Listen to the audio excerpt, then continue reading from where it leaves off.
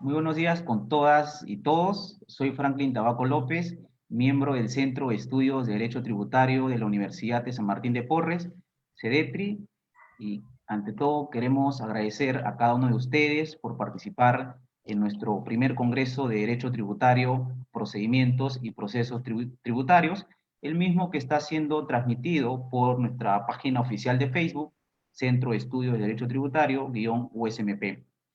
Eh, este evento se llevará a cabo desde el día de hoy, sábado 8 de agosto, hasta el 3 de octubre del presente año, en el horario de 10 a 11 de la mañana. El día de ayer recibimos la lamentable noticia del fallecimiento del doctor Felipe Eduardo Yanacone Silva, este excepcional maestro de la Facultad de Derecho de la Universidad de San Martín de Porres. Será recordado por generaciones de estudiantes, profesores, abogados y amigos como un gran exponente del derecho tributario peruano. El doctor Felipe Yanacone culminó sus estudios en su querida Facultad de Derecho, la Universidad de San Martín de Porres, en 1988.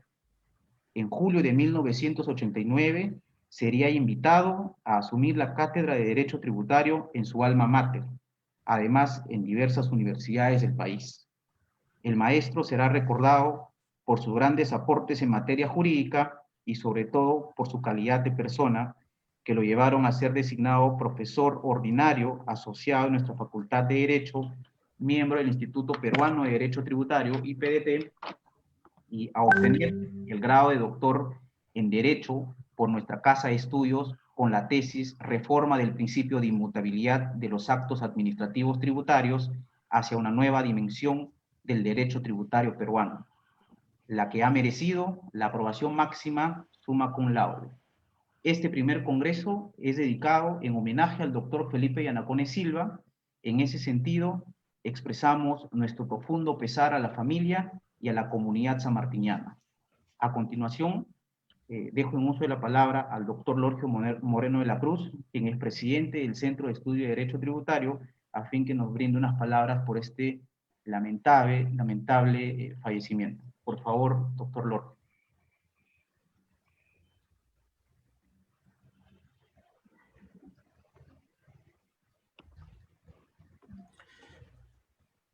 Buenos días tengan todos. En esta fecha importante para nosotros, en la cual damos inicio al Congreso de Procedimientos y Procesos Tributarios, ha coincidido con la lamentable partida de un excelente profesional, gran maestro de nuestra casa de estudios y mejor persona. Felipe, tributarista y amigo, ya no está físicamente con nosotros, pero nos dejó el legado de sus obras jurídicas, de sus magistrales clases en las cuales tenía la magia de convertir lo difícil en sencillo, y en especial nos dejó su valor como persona y como amigo solidario a tiempo completo. Para quienes no lo conocieron, les aseguro que mis palabras hacia Felipe no son gratuitas ni exageradas. Por el contrario, resultan cortas y un tanto mezquinas. Descanse en paz, Felipe, y les pido un minuto de silencio por él.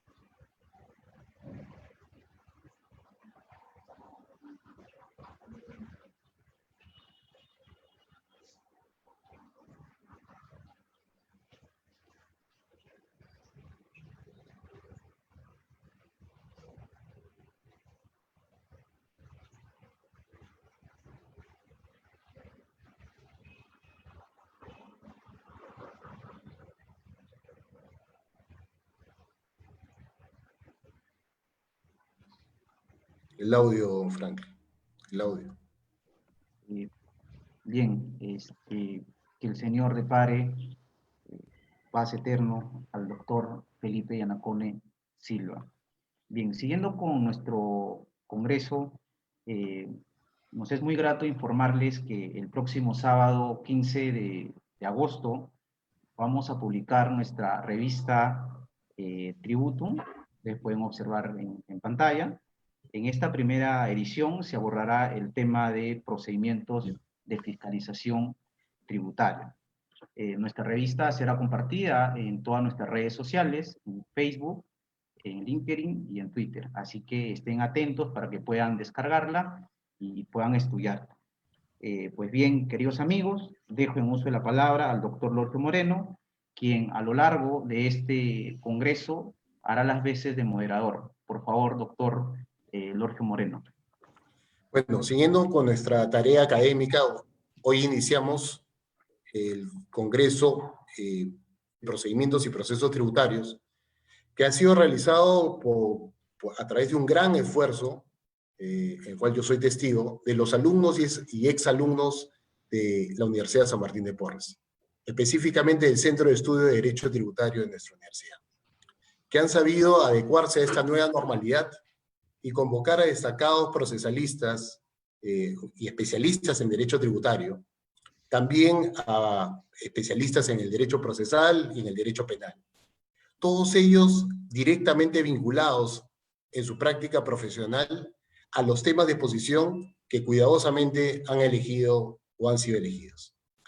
En esta oportunidad nos acompaña el doctor Pedro Velázquez López Raigada, vocal del Tribunal Fiscal, profesor en Derecho Tributario de diversas universidades del país y con más de 20 años dedicados a la práctica profesional y a la resolución de controversias tributarias que precisamente están relacionadas o surgen de los procedimientos de fiscalización.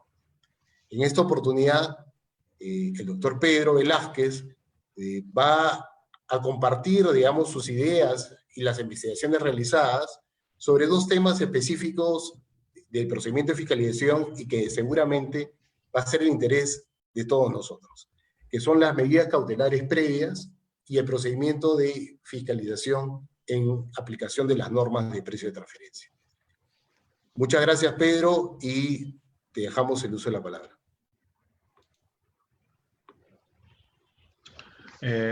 Muy buenos días. Antes que nada quiero agradecer al CEDETRI por la invitación, al doctor Moreno también por incluirme en esta exposición. Y antes de iniciar mi ponencia o mi presentación, quisiera aunarme a este homenaje al doctor Felipe Yanacone, a quien tuve la oportunidad de conocer en la vida profesional. Y le otorgo mi más sentido pésame a sus familias y amigos. El tema por el que me convocan a este congreso tiene relación directa con los temas específicos que el doctor Moreno ha mencionado y que son las medidas cautelares previas y la fiscalización de precios de transferencia, ¿no? He separado la exposición en dos partes bastante marcadas porque no tienen mucha relación una con la otra, pero que sí pueden conjugarse en un procedimiento de fiscalización. Sin más preámbulo, inicio la exposición. Cuando hablamos de medidas cautelares previas en materia tributaria, estamos hablando de medidas que la Administración Tributaria tiene a su disposición y que tienen por objetivo asegurar el pago de la deuda tributaria ante la posibilidad de que la duración de un procedimiento de fiscalización, reclamación, contencioso, administrativo y eventualmente un procedimiento judicial pudieran convertir esta cobranza infructuosa. La posibilidad de que un proceso se alargue durante varios años es muy común en materia tributaria y la idea de una medida cautelar previa es trabar o, digamos, asegurar frente a unos bienes o rentas, patrimonio de algún potencial contribuyente, asegurar estos bienes para eventualmente, en caso que la controversia que se pueda suscitar entre ellas y las administraciones tributarias o la administración tributaria pudiera darse, arrojara finalmente una deuda que pudiera ser respaldada por estas medidas trabadas, ¿no? ¿Por qué se le denomina medidas cautelares previas? Básicamente porque son trabadas antes del inicio del procedimiento de cobranza coactiva. Previas a eso son, ¿no? Esa es la idea de lo previo a que se refiere a estas medidas cautelares previas. Y básicamente son el mismo tipo de medidas cautelares que se traban en el curso de un procedimiento de cobranza coactiva, pero la gran diferencia y la principal, la que las hace previas, es que son previas al inicio del procedimiento de cobranza coactiva. Y como le dije, tienen por finalidad asegurar el pago de la deuda tributaria. Son trabadas por el ejecutor coactivo, el Código Tributario señala en el artículo 116 que es una de las facultades del ejecutor coactivo hacerlo, pero no convierte a esto en parte un procedimiento de cobranza coactiva. Hay que tener claro cuando un ejecutor coactivo trae una medida cautelar, saber si es que lo ha hecho dentro de un procedimiento de cobranza coactiva, es decir, es una medida cautelar definitiva que ya conduce a la cobranza de la deuda pendiente de pago, o eventualmente se ha trabado sin que se haya iniciado un procedimiento de cobranza coactiva y como medida cautelar previa para asegurar a futuro el cumplimiento de esa obligación tributaria, ¿no? La idea, y eso lo señala el Código Tributario, es que la suma que se logre asir o la medida que se logre trabar debe bastar para desfatar la deuda, inclusive cuando esto no sea exigido coactivamente, evidentemente, incluyendo los posibles intereses que pudieran generarse. Evidentemente, el monto por el que se trae la medida cautelar previa no es exacto y nunca comparte la suma exacta que el contribuyente debe a la fecha en que se es trabada, porque evidentemente la deuda tributaria, que incluye evidentemente intereses, multas y tributo, y los intereses de los tributos, puede seguir generando intereses. Entonces, la idea es que razonablemente, esto lo tendrá que fijar el Tribunal Fiscal, y de hecho lo ha hecho en alguna jurisprudencia, cuál es el monto razonable que pueda cubrir no solo el monto de la deuda, sino los futuros intereses que ésta pudiese devengar. Ahora, ¿en qué situaciones se puede traer una medida cautelar previa? Dado que es una facultad discrecional de la administración tributaria, no significa que no esté reglada. El Código Tributario, el artículo 57, establece básicamente dos razones por las cuales una medida cautelar puede ser trabada. Una es cuando por el comportamiento del tributario sea indispensable hacerlo, o cuando existan razones que permitan presumir que la cobranza podría venir infructuosa. Respecto a la primera, el propio Código Tributario tiene una lista más o menos extensa de cuáles serían las posibles causas que demuestran que por el comportamiento del tributario sea indispensable traer esta medida cautelar, y de alguna manera son una lista tasada de circunstancias, aun cuando la lista es bastante abierta. La verdad, son pocas las circunstancias que se escapan, la administración tiene mucho margen para trabarla. Al menos hay una lista, una disposición de circunstancias que posibilitan a la administración tributaria trabarla. La otra circunstancia que permite trabar es cuando existen razones que hacen presumir que la cobranza podría devenir infructuosa. Y esto no tiene una disposición específica en el Código Tributario, pero el Tribunal Fiscal ha perfilado algunas circunstancias que pudieran hacer que esta situación se produzca. Por ejemplo, en diversas jurisprudencias el tribunal ha señalado que cuando la deuda pendiente de pago supera el 25% del patrimonio neto consignado en la declaración jurada de renta, se presentaría una circunstancia que podría hacer devenir infructuosa la cobranza, ¿no? Evidentemente la cifra es más o menos arbitraria, tal vez razonable, se puede debatir, pero ya es parte de la jurisprudencia del Tribunal Fiscal.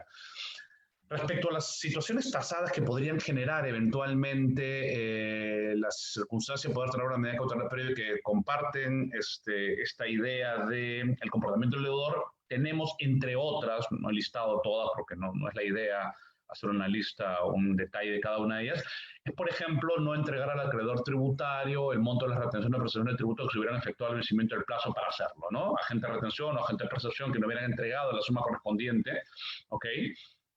Luego de haber efectuado, evidentemente, las retenciones y percepciones si no son entregadas, ¿no? Por ejemplo, también obtener consideraciones tributarias o reintegros o devoluciones de tributos cuando no se tiene derecho. Evidentemente, esto pasará por un procedimiento de fiscalización para determinar si es que se tuvo o no el derecho. Se pasa la condición de no habido. Recuerden que el Decreto Supremo 041-2006 CF establece cómo es que un contribuyente cae en la condición de no habido. Hay toda una serie de pasos para llegar hasta ese punto. Se demuestra una conducta constante, incumplimiento de compromisos de pago. Esta es una causal que la administración utilice mucho, pero que está planteada ahí. Me imagino que la sustenta en evidentemente reportes de presentaciones y pagos, y eventualmente el procedimiento de cobranza colectiva que se hubiera iniciado en contra de él, ¿no? No estar inscrito en la declaración tributaria, también no haber sacado RUC, puede ser una causal que, a tenor de lo que el propio código establece, demuestra el comportamiento del deudor tributario que amerita trabar una medida cautelar previa, ¿no? Ahora, estas medidas cautelares previas se pueden sustentar de dos maneras. Siempre hay que tener claro que la medida cautelar previa se traba antes del procedimiento con cobranza coactiva, pero eso no significa que no haya etapas intermedias en las cuales se puede trabar la medida cautelar previa, y en función a eso, documentos o actos administrativos en los que deba sustentar. Las medidas cautelares previas pueden trabarse simultáneamente, ambas, antes del procedimiento de cobranza coactiva, antes o después que la deuda sea exigible coactivamente, ¿ok? Entonces, si bien todas las medidas cautelares previas se traban antes de iniciar el procedimiento de cobranza coactiva, dentro del grupo de las que se traban antes de iniciar este procedimiento existen dos subgrupos que son las que se traban antes o después de antes de que la deuda sea exigible coactivamente. Y dentro de las que no son exigibles coactivamente tenemos a la vez dos subgrupos, que es aquellas en las que ya se ha emitido un acto administrativo que sustente la deuda y aquellas en las que no se ha emitido un acto administrativo todavía que sustente la deuda. ¿Ok? Vayamos al primero de los casos de este subgrupo que tiene relación con aquellas deudas que, sin ser exigibles coactivamente, ya tienen emitidos una resolución de terminación, multa o algún otro tipo de acto administrativo. La medida cautelar previva se puede sustentar primero en la correspondiente resolución de terminación, multa o orden de pago, que se estima una resolución que se estima la reclamación. Y las otras son aquellas que se traban sin haberse emitido una resolución de terminación. Y estas son básicamente en pleno procedimiento de fiscalización. La norma señala que se puede trabar una medida cautelar durante el procedimiento de fiscalización si es que se verifica por parte de la administración que es necesaria su adopción. La particularidad de estas medidas cautelares previas que se traban antes de emitirse algún acto administrativo es que la emisión y notificación del acto administrativo que eventualmente va a darle fuerza a esta medida cautelar previa tiene que realizarse un plazo relativamente corto, ¿no? La norma señala que tiene que producirse la notificación de este acto administrativo dentro de los 30 días hábiles de notificada, evidentemente, la medida cautelar previa y prorrogables por 15 días más cuando se hubiese realizado la inmovilización e incautación de libros, ¿no? Que se refiere al Código Tributario, ¿no? Si no se hace esta medida cautelar previa trabada antes de haberse emitido algún acto administrativo, caduca. Las correspondientes a las que se traban luego de emitida la resolución de terminación, evidentemente, tienen plazos distintos, no son plazos tan perentorios, y que en un momento vamos a analizar. Ahora, la norma señala de manera general que si algún tercero entiende o se entiende afectado por una medida cautelar previa que se puede trabar en contribuyente porque considera que el bien que ha sido materia de embargo le pertenece, tiene la posibilidad de plantear una intervención excluyente de propiedad, a que se refiere el 120 del Código Tributario, y defender sus derechos, ¿no? El tercero tendrá que acreditar, según el 120 del Código, que es propietario del bien antes que se hubiese trabado la medida cautelar, ¿no? Y esta medida cautelar previa, cualquiera de estas dos que se hubieran producido, solamente puede ser ejecutada luego de iniciar el procedimiento de cobranza coactiva, ¿no? Y vencido el plazo de 7 días que se da cuando se notifica la resolución de ejecución coactiva de inicio del procedimiento de cobranza coactiva. Mientras tanto, teóricamente solo mantienen congelado los bienes o sumas de dinero que hubiese podido la administración tributaria captar a través de esta medida cautelar. ¿Cuáles son los plazos? Básicamente, las referidas a aquellas que se sustentan ya resolución de terminación y las que corresponden a aquellas trabadas antes de que se emita el acto administrativo, una vez emitido ya el acto administrativo, se tienen que mantener durante un año. Es decir, en aquellas medidas cautelares trabadas antes de que se emita un valor, el valor se tiene que emitir desde los 30 días, prorrogado de 15 más. Y las otras, luego de emitido el valor, ambas, una vez que ya esté emitido el valor, se puede mantener por un año, ¿no? Computados de la fecha en que fue trabada. Es decir, en el caso de aquellas que fueron trabadas antes de la emisión de un acto administrativo y el acto administrativo se notifica dentro de los 30 días, en realidad teóricamente le quedarían de vigencia de este primer tramo de esa medida cautelar 335 días, ¿no? De aquellas que fueron trabadas luego de emitido el acto administrativo tendrán los 365 días, ¿no? Ahora, si existe una resolución que se estima la reclamación del deudor, esta medida se mantendrá por 2 años adicionales, lo que en la mayoría de casos se extiende casi en términos llanos, la medida cautelar es a 3 años, ¿no? En esta parte, el Código Tributario ha sufrido una modificación relativamente reciente, no tan reciente, que aclaraba un problema que se suscitaba en materia tributaria, ¿no? El esquema inicial de las medidas cautelares previas asumía que la Administración Tributaria siempre trababa la medida cautelar previa en etapa de reclamación, una vez emitido el acto administrativo, y por lo tanto, la norma establecía correctamente que si después de trabada se emitía un acto administrativo que desestimaba la reclamación, esta se extendía a 2 más. Pero muchas veces la Administración Tributaria trababa la medida cautelar previa luego de emitida la resolución desestimando la reclamación, es decir, en etapa de apelación. Nada se lo impedía. Entonces se generaba la duda si estos 2 años se extendían o se entendían extendidos adicionalmente. En la jurisprudencia del Tribunal Fiscal había sido sí.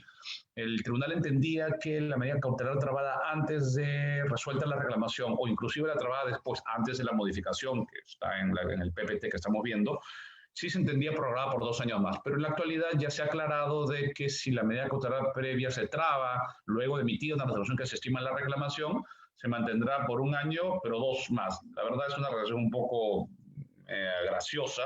En realidad debería decir que si se traba después de emitido el acto administrativo que resuelve la reclamación, debería durar 3 años directamente, ¿no? Y no hacer este juego de 1 año, pero se mantendrá por 2 adicionales.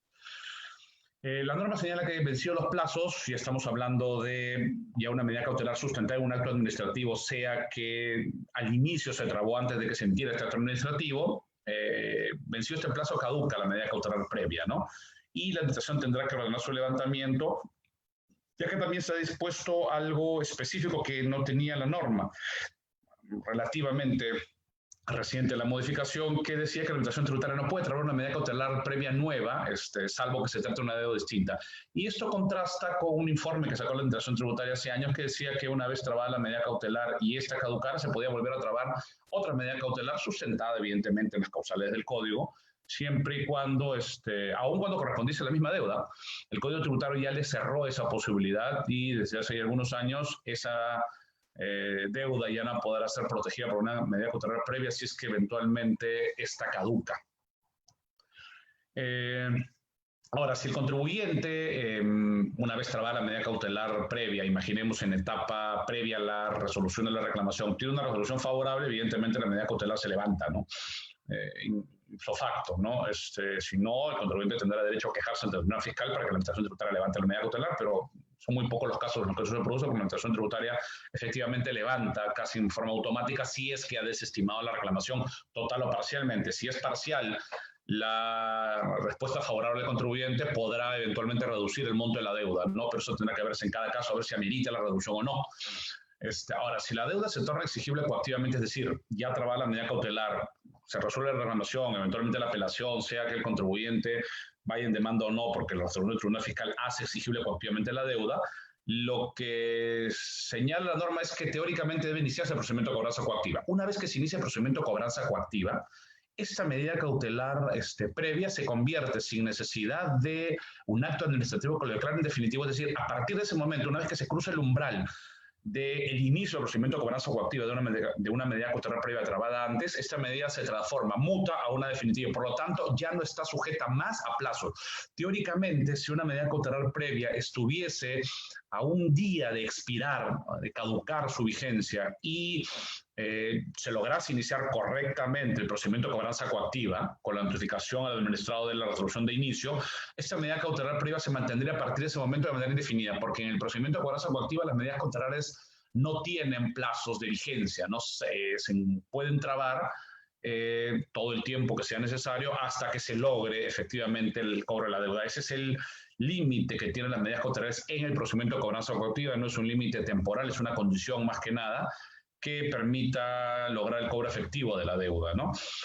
Ahora, también la norma le permite al contribuyente, en el caso de la medida cautelar previa, solicitar el levantamiento de esta si puede otorgarle una fianza, ¿no? Esta fianza que tiene que cubrir el monto de la deuda por un periodo de 12 meses, lo que les había mencionado en relación a cuánto debe cubrir la medida cautelar, se hace una proyección hacia futuro de los intereses que eventualmente vaya a devengarse.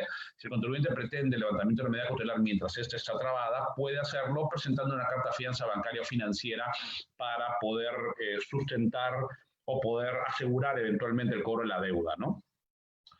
Ahora, si bien es cierto que la norma señala como garantías de preferencia las cartas fianza, bancarias o financieras, la administración tributaria puede levantarlas si se presenta alguna garantía que a su criterio sea suficiente para garantizar el monto de la deuda, ¿no?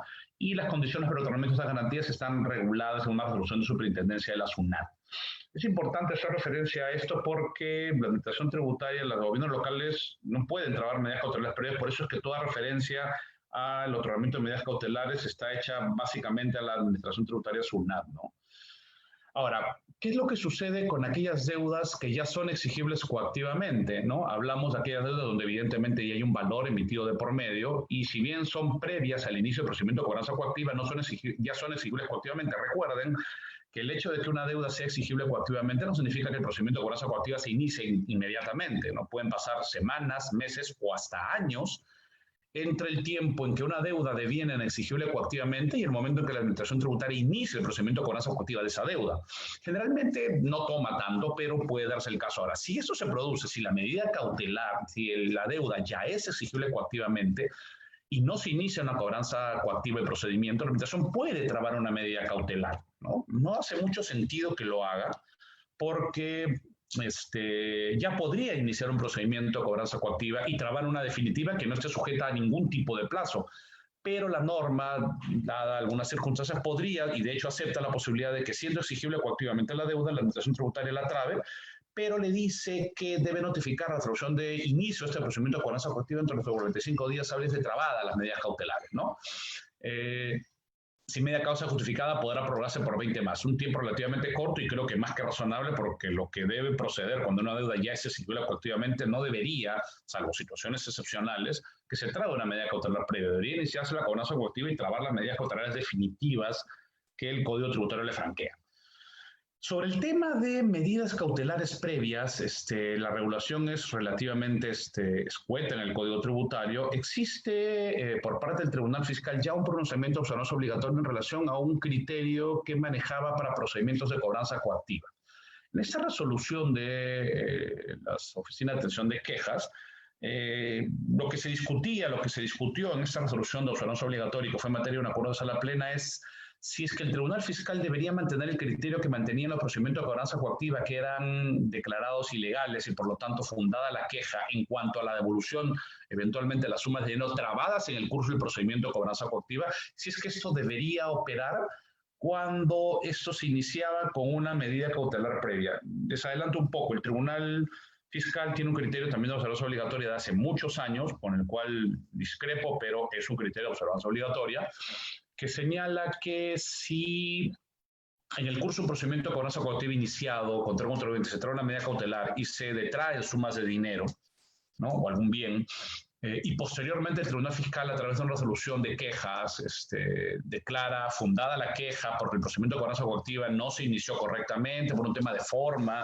nada vinculado con la exigibilidad de la deuda o eventualmente con la existencia misma de la deuda, sino porque fue mal notificado la red de inicio, eventualmente mal notificados los valores, habría que ver cuál es la causal. Lo que el Tribunal Fiscal estableció en una resolución de observancia obligatoria de hace muchos años es de que la administración tributaria debería devolver esas sumas de dinero, debería regresárselas al contribuyente, y eso generaba un problema, porque el Código Tributario solo plantea la posibilidad de devolver sumas de dinero pagadas indebidamente en exceso. Y el Tribunal Fiscal, pese a que esto no califica como un pago indebido en exceso, porque no califica como tal, lo calificó como tal. En la resolución de observancia obligatoria, el Tribunal Fiscal dijo, bueno, esto califica como un pago indebido en exceso, pero cuando uno analiza en qué consiste un pago indebido en exceso, se da cuenta que lo cobrado en un procedimiento de cobranza coactiva iniciado irregularmente, cuando la deuda sí existe, o sea, no está en debate si existe la deuda, sino por un error de forma, no se convierte en indebido en exceso. Pero el Tribunal lo calificó así. Y por lo tanto, tiene como criterio de que si alguna medida cautelar se traba y se logra obtener alguna suma de dinero en el curso de y ese procedimiento es posteriormente declarado ilegal por el Tribunal Fiscal, tiene que proceder a la devolución de estas sumas de dinero. En esta resolución de observancia obligatoria, lo que se debatió es que debía ordenarse la devolución de un dinero embargado mediante una medida cautelar previa, no la trabada en el procedimiento de cobranza coactiva, que se imputa una deuda en materia de cobranza cuando se determine que el procedimiento de cobranza es indebido si al momento que se declara fundada la queja no ha caducado la medida. Les planteo la situación. Imagínense que un contribuyente antes del inicio del procedimiento de cobranza coactiva le traba una medida cautelar previa, ¿no? Imaginemos 6 meses antes del inicio. Está en reclamación, resuelve la reclamación, apela ante el Tribunal Fiscal, le traba la medida cautelar previa pues, en etapa de apelación, y justo antes de los 6 meses que vence, el tribunal resuelve y declara y confirma la resolución de la SUNAT, y por lo tanto la deuda se convierte en exigible coactivamente. Teóricamente, la administración, si se resuelve en determinado momento, tendría 6 meses más de vigencia en la medida cautelar previa y podría, y de hecho hace, iniciar un procedimiento de cobranza coactiva. Y en ese instante, esa medida cautelar previa originalmente trabada se convierte en definitiva y por lo tanto entra ya el procedimiento de cobranza coactiva. Pero ¿qué es lo que sucede si es que el Tribunal Fiscal considera que ese procedimiento de cobranza coactiva, pese a que la deuda ya es exigible coactivamente, está mal iniciado porque se notificó mal la red de inicio o por algún problema de forma? Generalmente el Tribunal Fiscal, sin evidentemente señalar que la deuda no es exigible, sino que se inició mal el procedimiento de cobranza coactiva, declara fundada la queja, ordena la conclusión del procedimiento de cobranza coactiva y por ende la devolución teórica de la suma de dinero. Pero aquí viene la pregunta, ¿qué pasa si es que este dinero que fue trabado y que ya es parte de una medida cautelar en un procedimiento de cobranza coactiva se originó en una medida cautelar previa? La pregunta que subyacía es, cuando se retorna a la situación anterior, ¿debe entregarse el dinero al contribuyente o debe regresar a la situación que estaba antes de haberse iniciado mal, entre comillas, este procedimiento de cobranza coactiva? Y lo que el Tribunal Fiscal lo que dijo es que si es que el dinero embargado en un procedimiento de cobranza coactiva proviene de una medida cautelar previa que se transformó en definitiva cuando el procedimiento de cobranza coactiva se inició, ¿ok? En caso se declare fundada la queja y se ordene la conclusión del procedimiento de cobranza coactiva, lo que permite a la administración posteriormente iniciar uno nuevo supliendo los problemas de forma que pudieran haber, ese dinero no debe ser devuelto al contribuyente. ¿Por qué?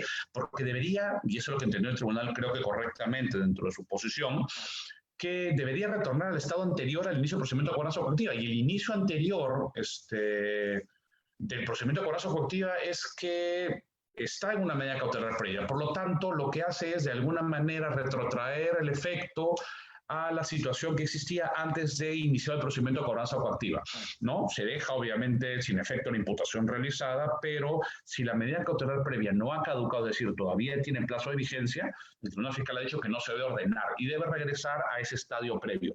Evidentemente, si la medida cautelar previa ya caducó, sí procedería a la devolución de las sumas de dinero correspondientes, ¿no? Entonces tendrá que verse acá en qué circunstancias esta medida cautelar previa se transformó en una definitiva para determinar si es que una vez declarada fundada la queja y la declaración eventual de legalidad de un procedimiento de cobranza coactiva podría determinar si se devuelve o no la suma de dinero al eventual contribuyente una vez que suceda esto, ¿no? Entonces habrá que analizarse el caso concreto, pero lo cierto es que el criterio del tribunal es que si la medida cautelar previa que se transformó en definitiva al inicio del procedimiento de cobranza coactiva no ha caducado al momento en que se declara ilegal el procedimiento de cobranza coactiva, entonces se retrotrae simplemente a la situación anterior y resucita de alguna manera la medida cautelar previa para que continúe su vigencia hasta el plazo máximo que establece el código, que es 1+2, ¿no? Eventualmente 3 años, ¿no?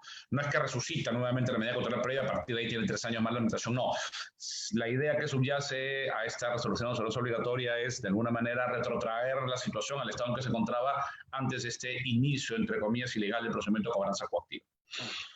Sobre esta materia también tiene la Administración Tributaria un informe, es un poco más extenso que estas dos conclusiones que planteo acá, pero que algunas ya han sido resueltas por el tribunal, y de alguna manera eran antes de la modificación del Código Tributario, ¿no? La SUNAT había establecido que cuando se estima la reclamación del procedimiento de contencioso tributario se encuentra en trámite de apelación, la SUNAT puede trabar medidas cautelares previas en etapa de apelación, cosa que antes no estaba resuelta, pero hoy ya lo está.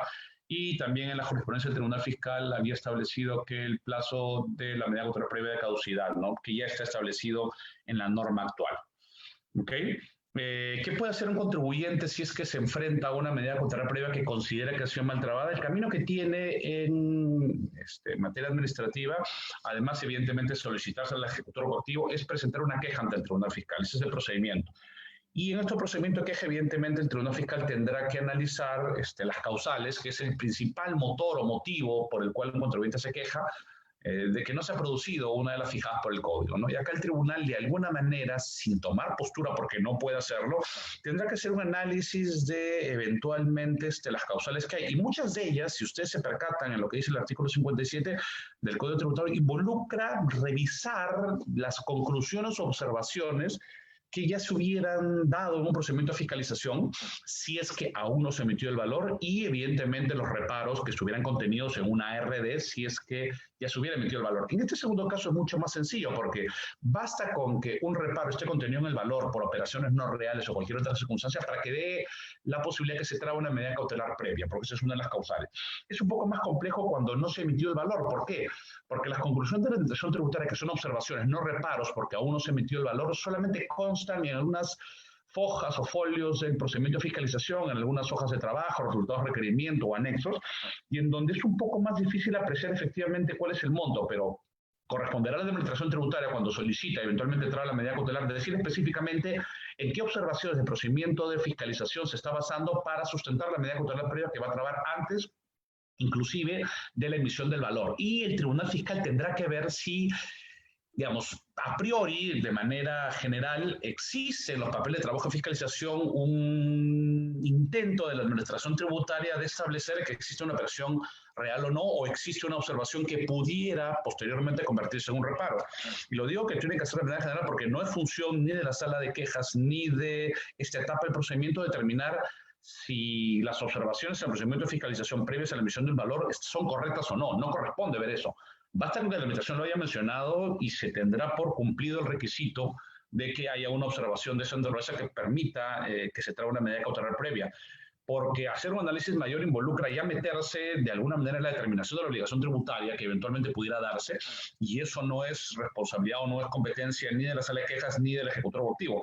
Básicamente lo que se requiere es una apariencia antes de emitir ese valor de que eso es lo que se va a contener en un valor. Una vez contenido en el valor ya tiene mayor fundamento, aún sigue siendo materia de debate o discutible en un procedimiento de reclamación, pero ya tiene un acto administrativo que lo sustenta. Pero cuando no se ha emitido el valor, sí es básicamente la idea que subyace solamente tener una apariencia de que eso va a suceder. No ha sucedido porque no hay un acto administrativo aún emitido.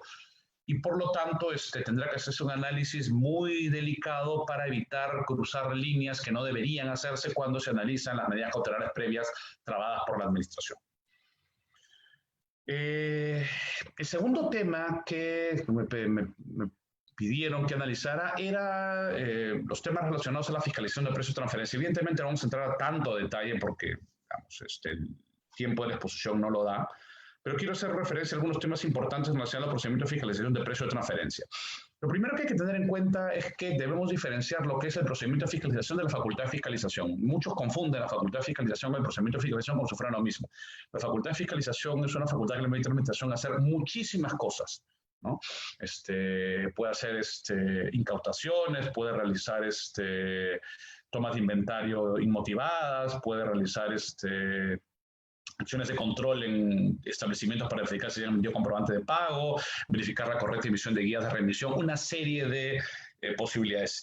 Y una de ellas es iniciar un procedimiento de fiscalización reglamentado en el Decreto Supremo 085/2007 EF. ¿Ok? Entonces, hay una relación de género-especie. El género es la facultad de fiscalización y una de las formas que la administración la ejerce es a través de este denominado procedimiento de fiscalización que tiene una reglamentación específica en un Decreto Supremo, ¿no? Y que reglamenta básicamente el procedimiento de fiscalización que lleva a cabo la administración tributaria denominada SUNAT. Ahora, sobre la facultad de fiscalización hay que tener en claro algo, y yo siempre lo menciono cuando hablamos de esto y que mucha gente pasa por alto, es que si bien se ejerce de forma discrecional, ¿no? Y uno dice, bueno, la administración tiene que ser razonable, tiene que no abusar y no excederse en sus potestades, la norma señala, el artículo 62, que esta facultad se ejerce de acuerdo a la establecido en el último párrafo de la norma cuarta del título preliminar. Y la norma cuarta del título preliminar del Código Tributario, como decía un antiguo comentarista deportivo, oído a la música, en los casos que la administración tributaria se encuentre en facultad de actuar discrecionalmente, optará por la decisión administrativa que considere más conveniente por el interés público. Muchos creen que cuando la administración tributaria dice una fiscalización, debe preocuparse básicamente en el interés del contribuyente, en sus derechos y en sus problemas. En realidad, el Código Tributario dice explícitamente lo contrario. O sea, lo que debe ver es lo que más convenga al interés público, no un interés particular del contribuyente. Todo el mundo alega y afirma que acá debe primar 50.000 derechos graciosos que no tienen contenido a veces, o es un contenido tan vago que puede entrar cualquier cosa, como el famoso derecho de defensa, que al final de cuentas es todo y nada. Pero establece básicamente que esa facultad discrecional la tiene que ejercer cuando tenga evidentemente una duda, optar por la decisión que favorezca al interés público, no al particular. Acá no hay, si se quiere, indubio pro contribuyente, es indubio pro fisco. Y está arreglado específicamente en el código. Esto no es interpretable ni manejable. Está fijada una norma, está en el título preliminar del Código Tributario. No es una posición jurisprudencial ni un informe nacional. Es una disposición del código. Es importante que se sepa al momento de analizar los procedimientos de fiscalización. Ahora, la facultad de fiscalización, seguimos en esto, todavía no entramos al procedimiento, se ejerce evidentemente bajo las mismas condiciones que se ejerce cuando se trata de precio de transferencia con los demás contribuyentes, ¿no? La Administración Tributaria tiene, según 62, una serie de facultades, requerir libros, documentación, archivos, solicitar comparecencia. Todas las disposiciones del artículo 62 del Código Tributario aplican específicamente para todas las normas para todos los procedimientos de fiscalización vinculados a precio de transferencia. Siempre opera así. Lo que sí tiene el Código Tributario es una disposición específica en el artículo 62 vinculado a precio de transferencia, ¿no? Y señala que en el ejercicio de esta facultad, la Administración le puede pedir a los contribuyentes, evidentemente sujetos a un procedimiento de fiscalización de este tema, que en un plazo de 15 días contados a partir de la siguiente notificación del primer requerimiento que inicia la cobranza coactiva, que inicia en que se solicita la sustentación de reparos allá como que de la aplicación de las normas, quiere decir ya, digamos, una etapa avanzada del procedimiento, tiene que señalar dos representantes con el fin de tener acceso a la información de los terceros independientes, ¿no? Que utiliza como comparables por la Administración Tributaria para verificar si efectivamente es correcta la determinación de la obligación tributaria hecha por el contribuyente, ¿no? Y el requerimiento tendrá que decir al contribuyente que se aplica específicamente la norma de precio de transferencia.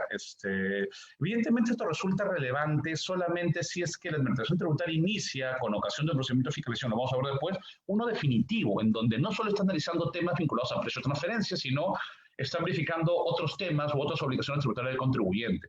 Evidentemente, para mí resulta un poco ocioso, aunque probablemente haya quienes interpreten lo contrario, de que si yo utilizo un procedimiento de fiscalización parcial, por específicamente normas vinculadas a la aplicación del precio de transferencia y nada más, si te pido un requerimiento que me notifiques o me digas quiénes son tus dos representantes para verificar o tener acceso a la información, es evidente que se está refiriendo a la norma de precio de transferencia, pero aparentemente la norma exige que se debe dar constancia que se están aplicando la norma de precio de transferencia. Yo le encuentro sentido solamente en tanto que en el procedimiento de fiscalización te están fiscalizando otras cosas que no tengan vinculación con los precios de transferencia, pero si la única razón por la cual te iniciaron, continúan y sostienen el procedimiento de fiscalización es una fiscalización parcial por precios de transferencia, vamos, parece ocioso que te vuelvan a decir que es por la aplicación de norma de precio de transferencia, pero bueno, la norma es explícita y alguien podría llegar al absurdo de creer de que tendría que decirle en cada papel, en cada documento que me entrega el contribuyente que le están exigiendo o le están fiscalizando por norma de precio de transferencia, ¿no? Ahora, si el contribuyente evidentemente es una persona natural, la menor cantidad de casos en la aplicación de una operación de transferencia puede tener acceso directo a la información a que se refiere, lo que no significa que no pueda nombrar dos representantes. Ojo, quiere decir que puede ir directamente sin necesidad de nombrarlo, ¿no? Ahora, el Código Tributario en el 62 señala que evidentemente esta información que se le va a permitir acceder a este tercero no comprende secretos industriales, una serie de disposiciones que están protegidas por una serie de normas en nuestro ordenamiento jurídico, y tampoco comprende la información confidencial relacionada al proceso de producción y comercialización. Teóricamente es una información un poco gruesa, un poco general acerca de las operaciones del contribuyente y a veces se presentan problemas sobre cuál es el límite del acceso, ¿no?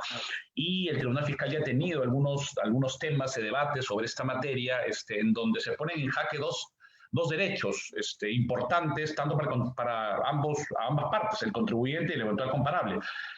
Contrapone el derecho de defensa del eventual fiscalizado que quiere saber cuáles son los comparables y la información que ha obtenido la Administración Tributaria para hacer eventualmente los reparos a los precios de transferencia que le ha aplicado, frente a la reserva o el secreto que debería proteger no solo tributaria, sino de otra naturaleza, a los terceros cuya información es utilizada como comparables.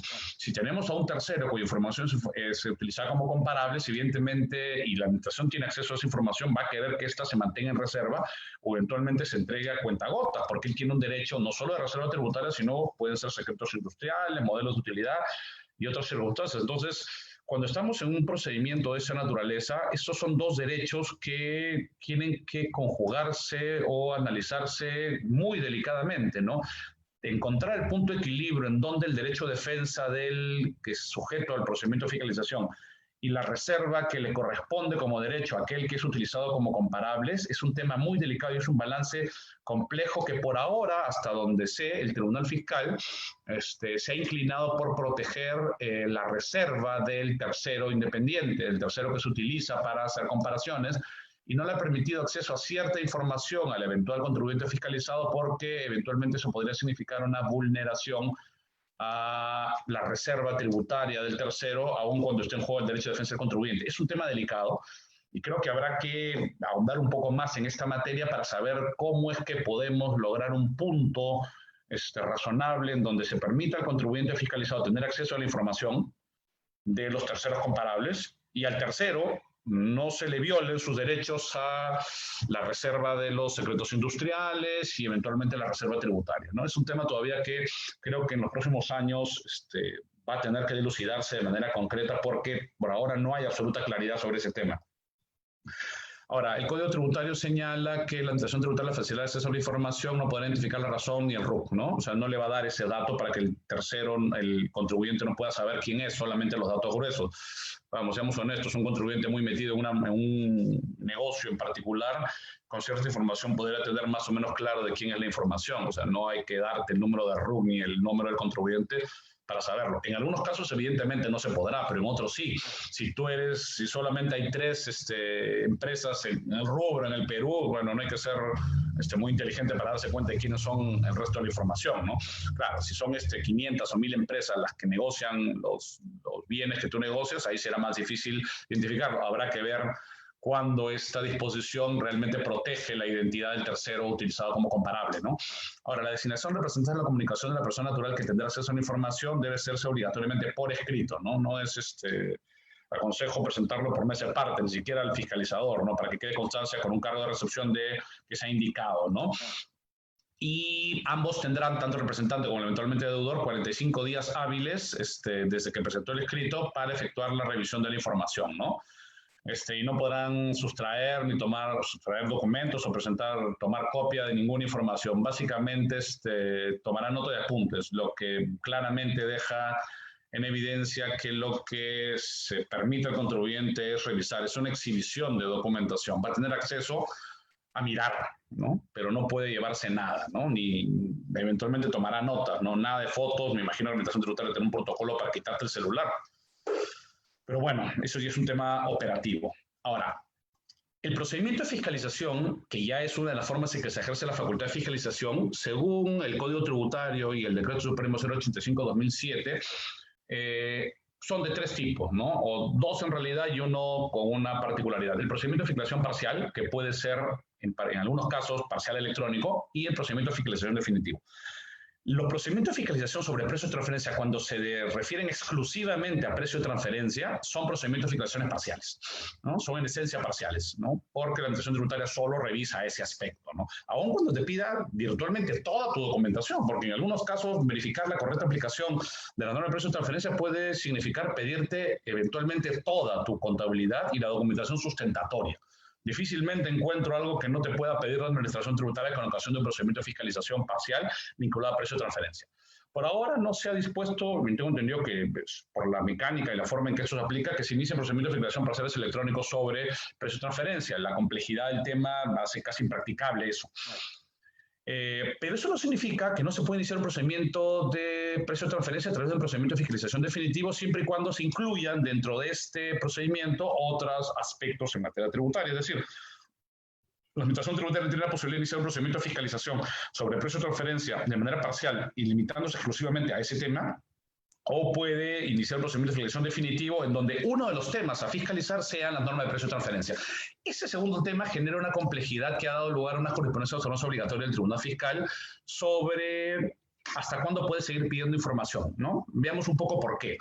El procedimiento de fiscalización parcial señala el Código Tributario, se comunica al contribuyente a través de un requerimiento, se le dice que va a ser materia de revisión, tiene un plazo de 6 meses, con excepción de las prórrogas. Ojo con el plazo no es lo que va a durar el procedimiento, sino el tiempo que tiene la administración tributaria para pedirte nueva información, ojo con eso.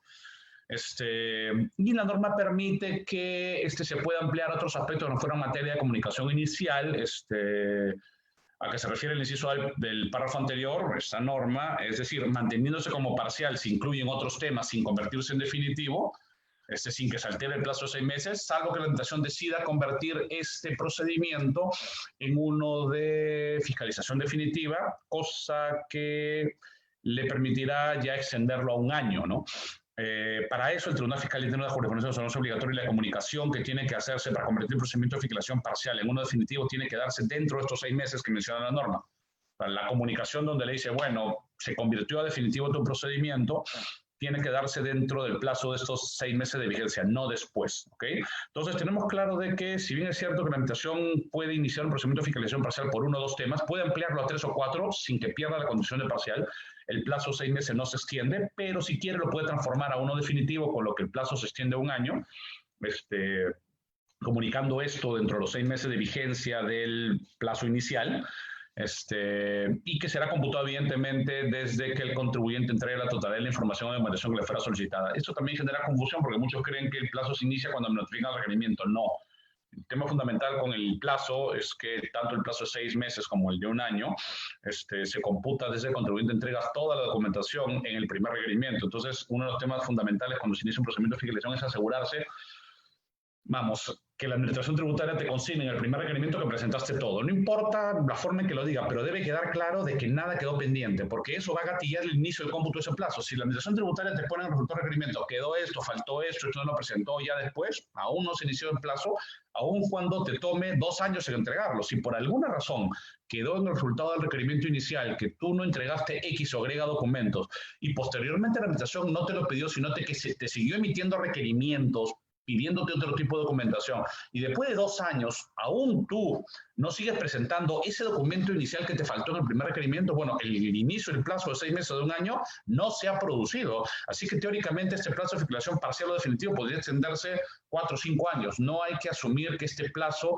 se inicia con la notificación del primer requerimiento, sino con el cumplimiento que haga el contribuyente de entregar toda la documentación pedida por la administración. Y cuando dice toda, es un absoluto que no admite gradación.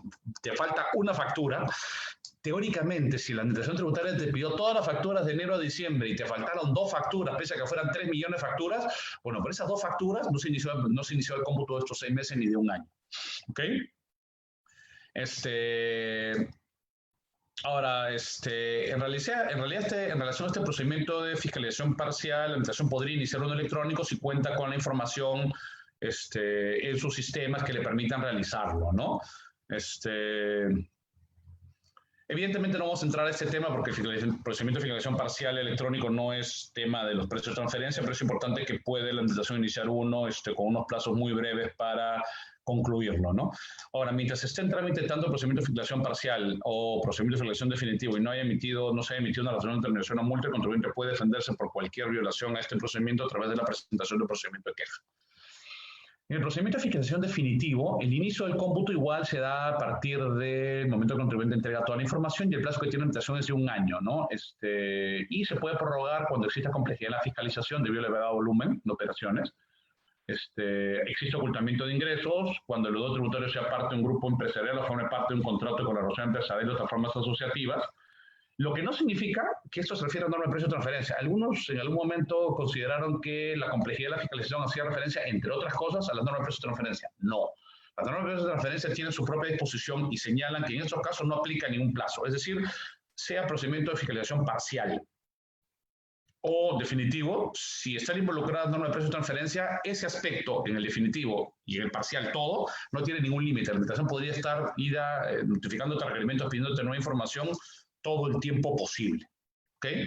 Evidentemente lo que corre en contra de ella, eventualmente, ante vacíos en requerimientos, ante la no notificación, es el plazo de prescripción de la acción para determinar, pero no hay límite para ese procedimiento. No hay que confundir que la complejidad que se refiere el artículo 62A del Código Tributario es la complejidad vinculada a precios de referencia. No, hay normas específicas, ¿ok? La prórroga un año adicional a que se refiere al procedimiento de fiscalización definitivo se refiere a otro tipo de procedimientos o otro tipo de materias que generen complejidad, ¿no? Un importante efecto, el principal efecto de que transcurra este plazo, tanto en el procedimiento de fiscalización parcial como en el definitivo, es que la administración tributaria no puede notificar al deudor tributario otro acto que le requiera información o documentación. Y aquí la palabra clave es adicional. Aquí hay un tema, y yo tengo una posición personal y que eventualmente puede ser materia de controversia. Cuando dice documentación adicional, significa que es algo que no te haya pedido. Y eso significa que si te notifico un requerimiento reiterativo de algo que ya te pedí dentro de los 6 meses o un año, no te estoy pidiendo nada adicional. Entonces, mucho cuidado con asumir de manera lata que no me puede pedir nada. Bueno, no te puede pedir documentación adicional, dice la norma, no reiterártelo. Bueno, en realidad la reiteración al único que beneficia es al contribuyente, porque la administración tributaria no tiene obligación de reiterarte con ocasión del procedimiento de fiscalización nada. Eventualmente eso podría generar que no se cumplan los requisitos para poder acceder al régimen de gradualidad, o que la administración tributaria no pueda aplicarte una multa, pero vamos, para el procedimiento de fiscalización tributaria, incluyendo el proceso de referencia, la administración tributaria no tiene que pedirte las cosas 2 veces. La gente está acostumbrada a que la administración te envíe un requerimiento, no reiterativo, después otro, y 3, y 4, estén en un ping-pong de que sí, que no. No hay ninguna norma en el Código Tributario que establezca la obligación de la administración tributaria de requerirte 3 veces nada, ni siquiera 2. Basta con una, y con una no lo presentas, te puedes cerrar la fiscalización en ese instante, ¿eh?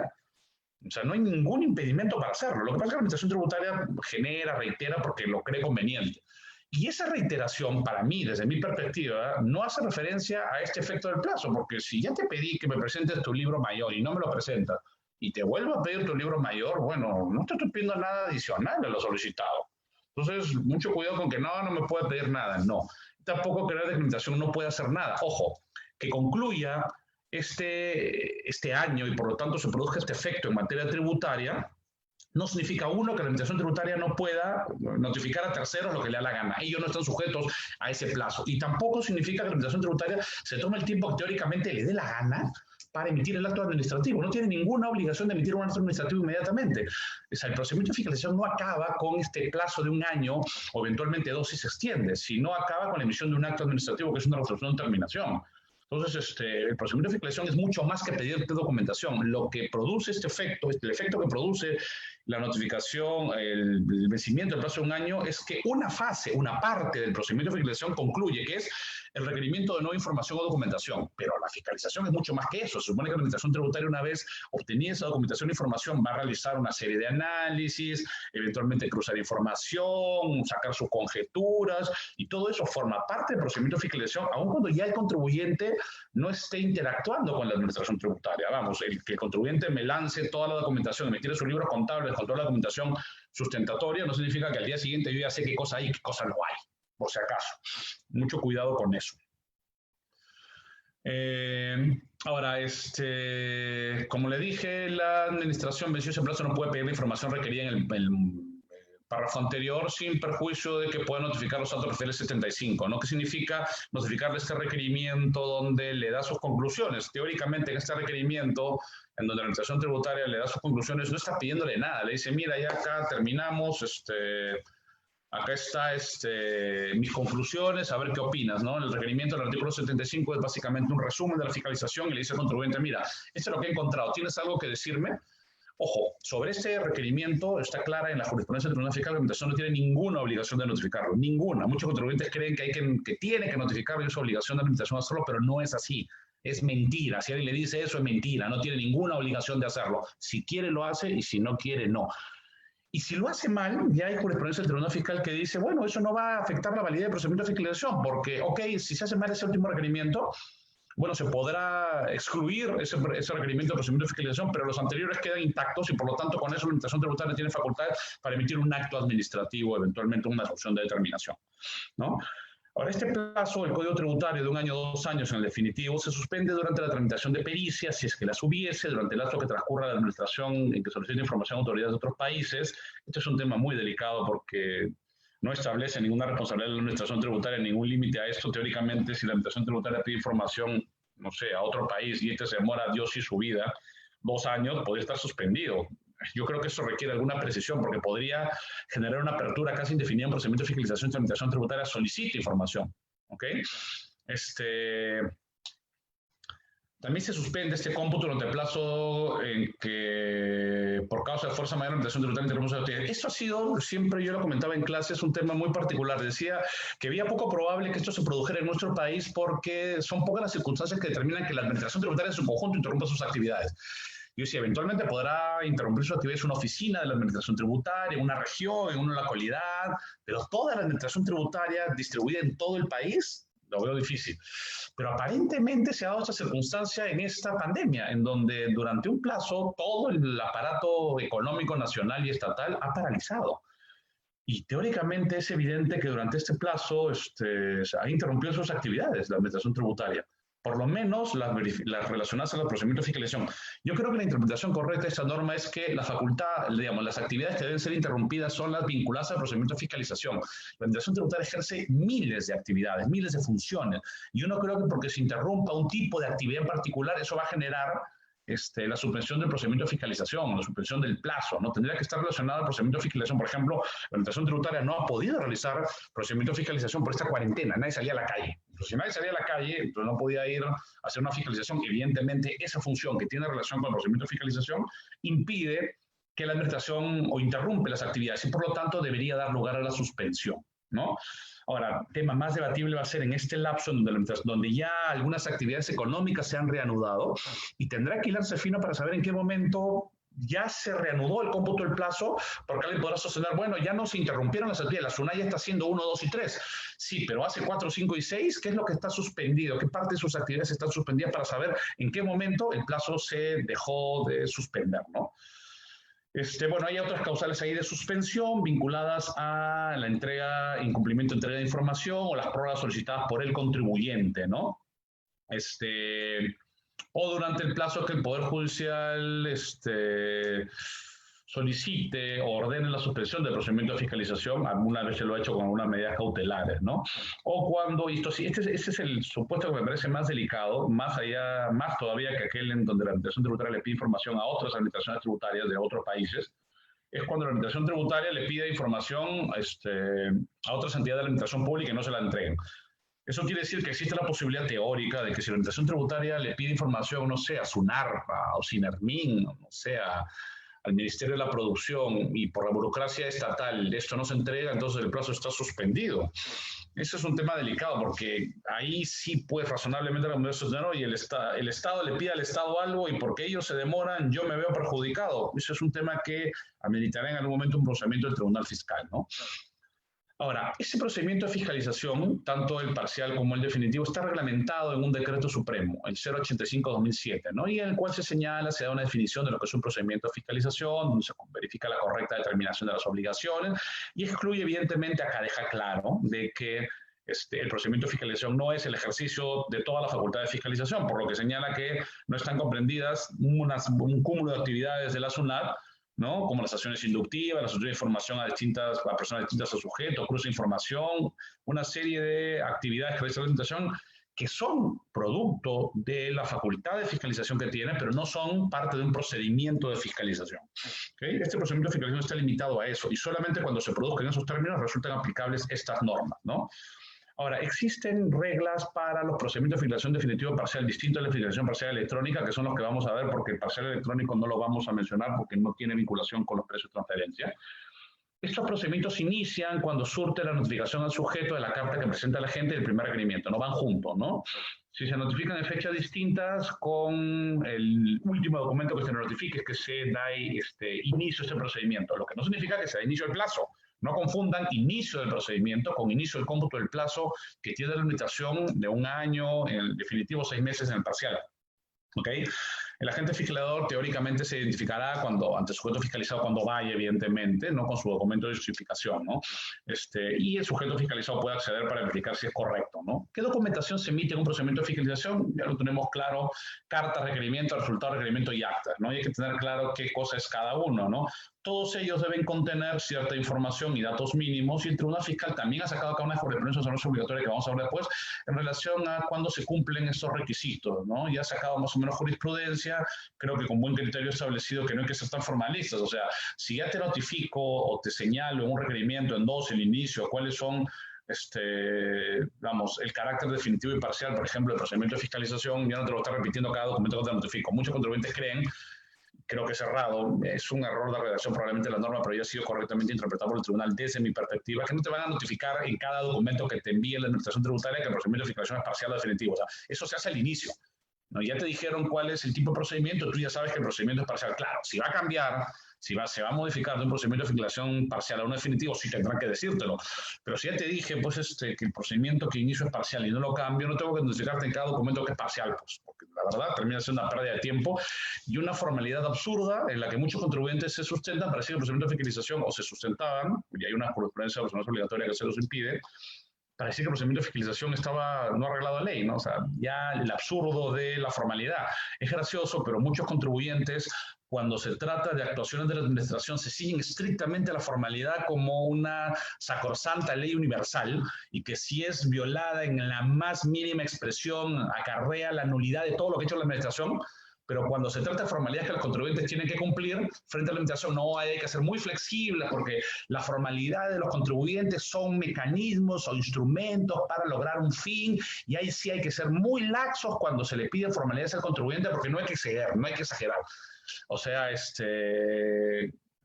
en el caso de los contribuyentes son muy laxos para definir cuándo hay que cumplir formalidad, pero cuando se trata de la administración tributaria son draconianos. O sea, un poco más de consistencia a los defensores de la legalidad, ¿no? O somos estrictamente formales, para bien o para mal, para efectos de lo que hace la administración y los contribuyentes, o somos muy laxos en ambos casos. Pero me parece casi psicótico, esquizofrénico, que digan que la formalidad del contribuyente las podemos pasar por alto porque son cosas menores, ¿no? Pero cuando la administración tributaria tiene que cumplir formalidades, así hay que ser draconiano. Y si escribe con lapicero rojo, nulidad de todo el procedimiento de fiscalización porque escribió con lapicero rojo y hay que escribir solo con azul.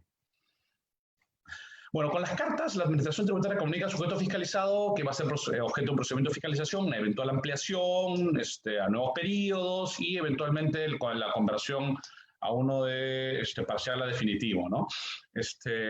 Y también comunicará el reemplazo del agente si es que los hay, y puede reemplazarlos 800 veces si quiere, no es objeto de cuestionamiento. No, que yo inicié con uno y acabo con otro. Bueno, puedo acabar con uno y acabar con 40 después en el camino. No tiene que seguir con un solo fiscalizador, ¿no? La suspensión también lo comunicará y cualquier otra información que deba conocer, ¿no? A través de los requerimientos son los principales documentos, en la esencia del procedimiento de fiscalización, donde solicita, pues, la documentación, ¿no? Comunica las conclusiones, indicando las eventuales observaciones. Hay una serie de funciones. Ese es el documento central del procedimiento de fiscalización, ¿no? Que tiene que cumplir con ciertas formalidades que el propio Código Tributario señala, además de lo que hemos mencionado acerca de los requisitos de forma de estos documentos, debe cumplir con una serie de información, ¿no? Si es un procedimiento de fiscalización parcial, ¿qué aspectos? Aquí es donde entra el precio de transferencia, tendrá que decirle, es un procedimiento de fiscalización parcial vinculado a precio de transferencia exclusivamente, aunque, ojo, nada obsta que la administración tributaria inicie un procedimiento de fiscalización parcial por precio de transferencia. Y otro tema, también podría seguir siendo parcial, ¿eh? Pero la verdad yo no le recomendaría eso a la administración tributaria a raíz de la jurisprudencia del Tribunal Fiscal de observancia obligatoria. En mi opinión, yo le recomendaría a la administración tributaria que si va a iniciar un procedimiento de fiscalización de precio de transferencia, lo haga separado del resto, no los mezcle, porque va a tener problemas en el trámite del procedimiento de fiscalización y eventualmente la posición que puede tener el Tribunal Fiscal al respecto, ¿no? Pero sí los puede mezclar, inclusive uno parcial, ¿eh? Puede ser uno parcial por precio de transferencia y crédito fiscal, ¿no? O puede ser uno definitivo por todo, incluyendo precio de transferencia, o puede ser uno parcial solo por precio de transferencia, ¿ok? Si se amplía el requerimiento de parcial, tendrá que decirle cuál es la nueva información que deberá presentar, toda la documentación que tiene que presentar, ¿no? En las actas, el agente fiscalizador deja constancia de la solicitud que se refiere los contribuyentes, básicamente las solicitudes de ampliación de los plazos y de los hechos constatados en el procedimiento de fiscalización, ¿no? Excepto aquello que debe constar en el resultado del requerimiento, ¿no? Si es que ha habido de repente una toma de inventario. Ese es un ejemplo de eso, ¿no? Hay una toma de inventario físico, va a la administración, levanta, bueno, tiene que levantar un acta, ¿no? Y son documentos públicos y observaciones en donde no se puede invalidar aún cuando se presenten añadidazos o aclaraciones, ¿no? Muchos también apelando a la formalidad irrestricta que le exigen a la administración tributaria. Dicen, acá con el lapicero rojo, acá hay un borrón, acá no se nota el 8, todo es nulo porque yo no vi el 8. En realidad la norma de alguna manera señala que este documento no pierde su calidad de documento público, no se invalida, el Tribunal Fiscal lo llama pérdida de fehaciencia, cuando se presenten observaciones, anideras o aclaraciones, ¿no? O se niega a suscribirla. Muchos contribuyentes creen que basta con que digan, yo no quiero suscribirla y ya se libró de todo, pero no es así. En el resultado de requerimiento se comunica al sujeto el cumplimiento de lo solicitado, ¿no? Y se le puede notificar los resultados de la evaluación de lo que él ha presentado, ¿no? Y también para ver si cumplió lo exigido en virtud del artículo 75 del Código Tributario, ¿no? ¿Ok?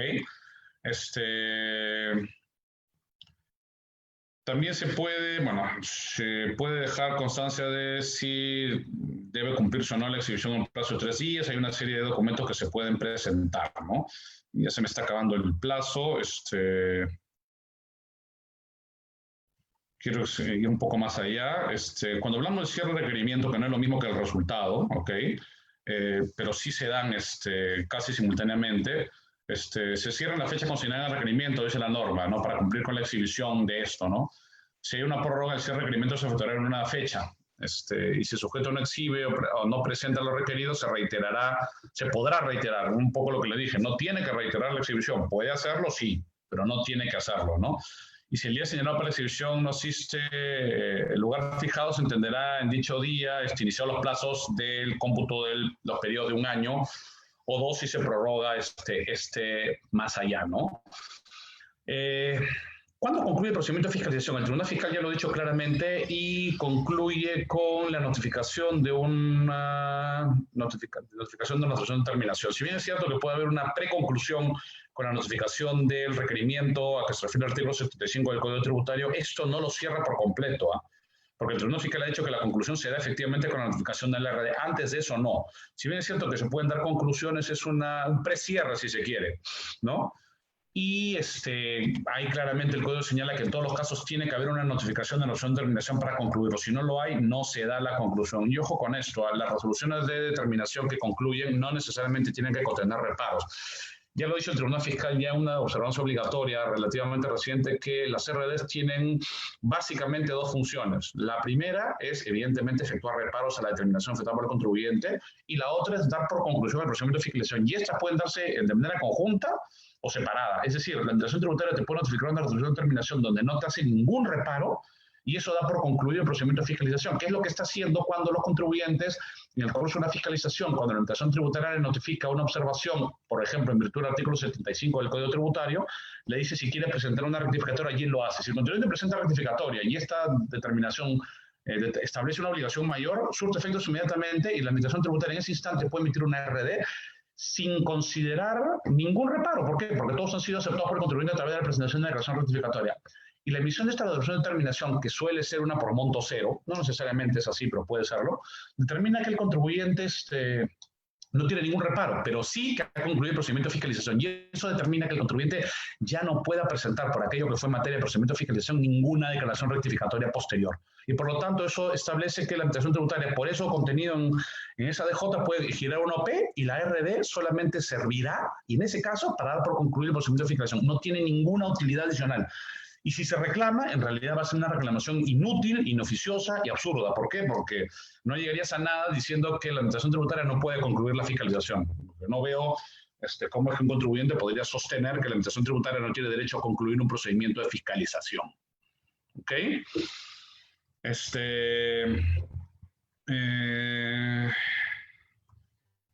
Bueno, estos son causales de suspensión regladas en el caso del Código Tributario, que son situaciones adicionales, pero como ya me está ganando un poco el tiempo, quiero pasar a lo que el Tribunal Fiscal ha dicho sobre los procedimientos de fiscalización, ¿no?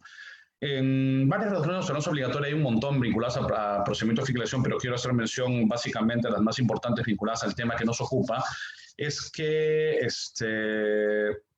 el plazo de un año de fiscalización definitiva, la excepción a que se refiere el numeral 3 de 62A, solo es aplicable a los requerimientos de los registros de información y documentación relacionada con la aplicación de normas de precio de transferencia y la administración no podrá requerir administración de información adicional solicitada respecto a otros aspectos. ¿A qué se refiere esta resolución? Es cuando en una fiscalización parcial o definitiva, en realidad debería incluirlo porque la parcial también permite, pero el tribunal dijo definitivo, le piden al contribuyente, pues, o le inician una fiscalización por precio de transferencia y todos los demás aspectos vinculados a su obligación tributaria. Evidentemente, cuando la administración le pida documentación vinculada a precio de transferencia, podrá extenderse 3, 4, 5, 10 años si teóricamente quiere, pero respecto a los demás aspectos tendrá que ceñirse los plazos máximos del código. Esto debería decirse también respecto a la fiscalización parcial, porque la parcial también puede incluir precio de transferencia y otro tema, nada lo evita. No es común, no es usual que lo haga la administración tributaria. Si quiere aplicar parcial, generalmente se restringe a precio de transferencia. Y si quiere incluir otras cosas, se va a la definitiva. Pero nada evita que la administración haga uno parcial, en donde incluye precio de transferencia y un tema adicional. Pero bueno, la jurisprudencia de observancia del Tribunal Fiscal tiene relación con la definitiva, pero creo que se debería aplicar la misma lógica para cuando se trata de una fiscalización parcial con un tema adicional que no sea precio de transferencia, ¿no?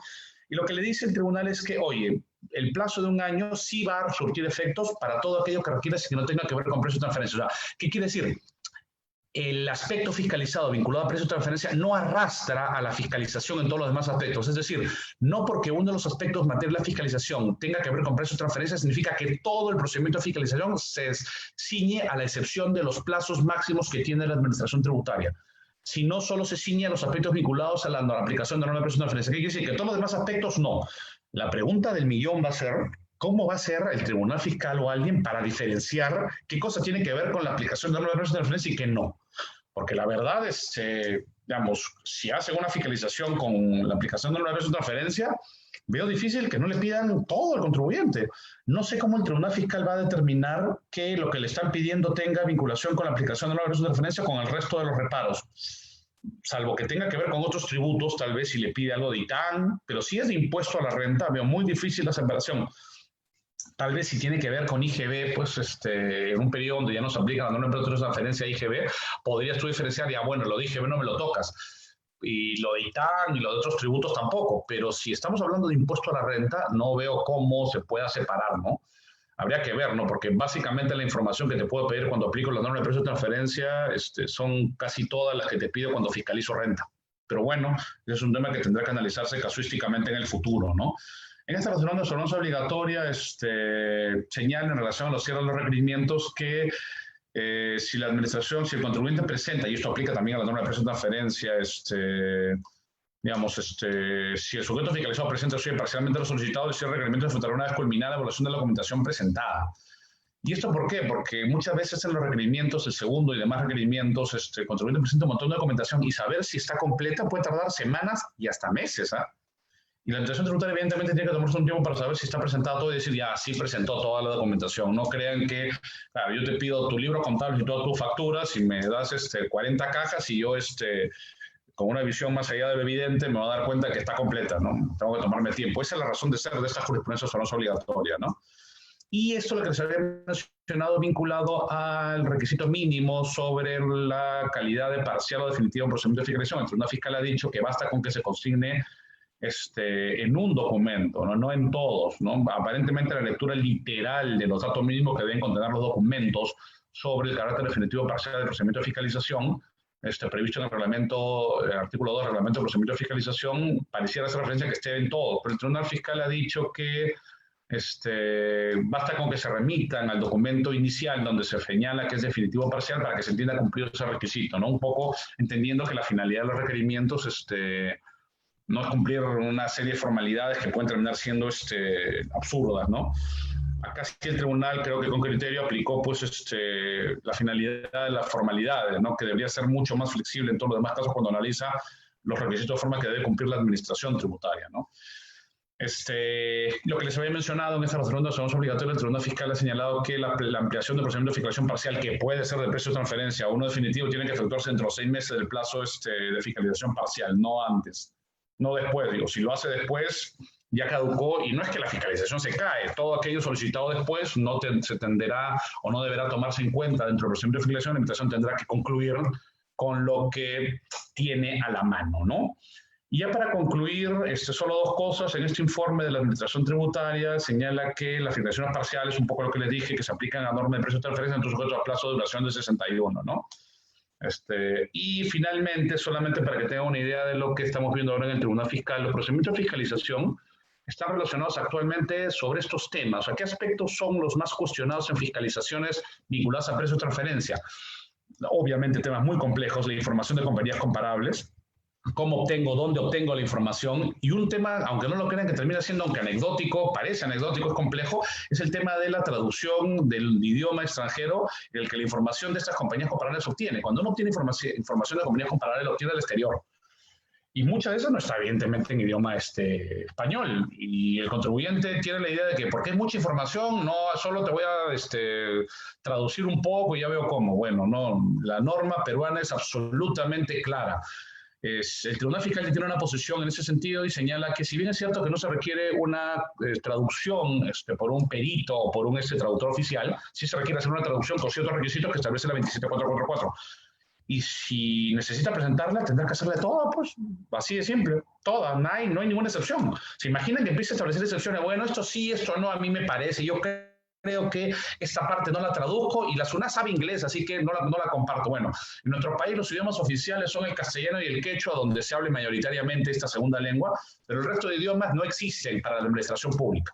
Por eso es que se requiere la traducción. Y sobre todo, y esto es fundamental, señores, es que no estás traduciendo una revista, un periódico o una columna de opinión. O sea, cuando tú basas información de compañías comparables, estás trasladando información muy técnica, y la traducción tiene que ser apegada a esos requerimientos. O sea, no vas a agarrar y traducirlo con Google Translate y a ver qué te sale el informe. O sea, hay muchos términos técnicos que tendrán que ser analizados por un intérprete para saber exactamente qué dicen. Mírenlo de esta manera. Ya a veces, cuando analizamos estados financieros o información de empresas en castellano, tenemos dudas sobre lo que se ha querido decir, ¿se imaginan?, en otro idioma, con los problemas de la traducción. O sea, esto no es un tema de juego, es un tema delicado, ¿no? Información financiera de las comparables también, si se obtiene, cuándo se obtiene, de qué año se obtiene, ¿no? En los procedimientos de fiscalización vinculados al precio de transferencia, la información financiera de las comparables, a veces no concuerda con los años, no todos cierran en el mismo año de fiscalización que el nuestro, no todos tienen como año calendario su ejercicio fiscal, y es todo un problema, ¿no?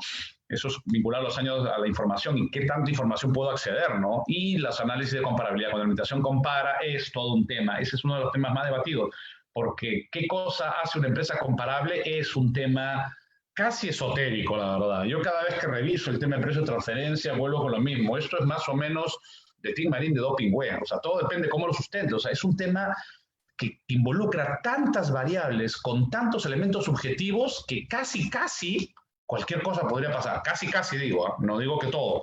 Pero es un tema que requiere muchas variables y que va a generar, sin duda alguna, pronunciamientos bastante importantes o interesantes del Tribunal Fiscal para ver cómo es que da algunas pautas que traten de objetivizar, no sé si se podrá, estos análisis de comparabilidad. No quiero extenderme más, no quiero aburrirlos más, ya me excedí, creo, del tiempo que tengo asignado. Agradezco una vez más al CEDETRI por su invitación, y estoy a las resultas de eventuales preguntas que puedan a bien hacerme a través del doctor Jorge Moreno. Muchas gracias a todos por su atención, y una vez más a la Universidad San Martín de Porres.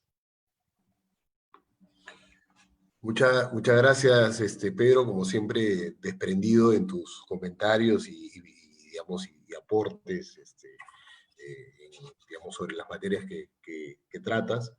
Tengo acá unas preguntas sobre los 2 temas que has tratado, que quisiera trasladártelas, ¿no? Que nos han hecho digamos, los que nos están siguiendo en este momento.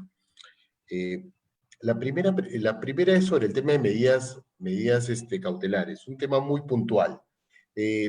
A través de la jurisprudencia del Tribunal Fiscal, ¿qué tipo de formalidad se ha exigido para efecto de hacer, digamos, transformar una medida cautelar previa a una medida cautelar definitiva, ¿no? ¿Cuáles han sido las formalidades? Si hay un acto administrativo que tiene que ser previamente notificado, y si fuera un embargo en forma de inscripción previamente inscrito, para que ocurra esta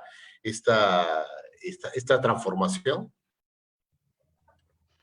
En el Código Tributario no se exige ninguna formalidad. El Código Tributario dice que inició el procedimiento de fiscalización, de cobranza coactiva, se transforma. Y en realidad en la jurisprudencia del Tribunal Fiscal ya de hace algunos años, creo que no ha sido cambiada esta jurisprudencia, señala que el cambio es automático. O sea, en realidad la formalidad es iniciar correctamente el procedimiento de cobranza coactiva, que evidentemente sí tiene formalidades. Tengo que notificar la resolución de inicio, la notificación de 7 días que te dice paga y que te conmina a pagar con el cargo de trabarte una medida cautelar. Entonces, o transformar esta en definitiva. Si ustedes revisan el artículo 115 del Código Tributario, cuando habla de deudas exigibles, y el 117, cuando señala cómo se inicia el procedimiento de cobranza coactiva y la facultad del ejecutor, lo que te dice esta norma es que en la resolución de inicio, el ejecutor coactivo te va a dar 7 días para que pagues, bajo apercibimiento de trabar medidas cautelares o transformarlas previas en definitivas. Esa es la formalidad que tiene que cumplirse, que es del procedimiento de fiscalización. Entonces, si no se cumple con pagar entre 7 días, la medida cautelar se transformó en definitiva sin que el ejecutor tenga que emitir una resolución específica después de la de inicio de 7 días que te da con el apercibimiento de transformarla.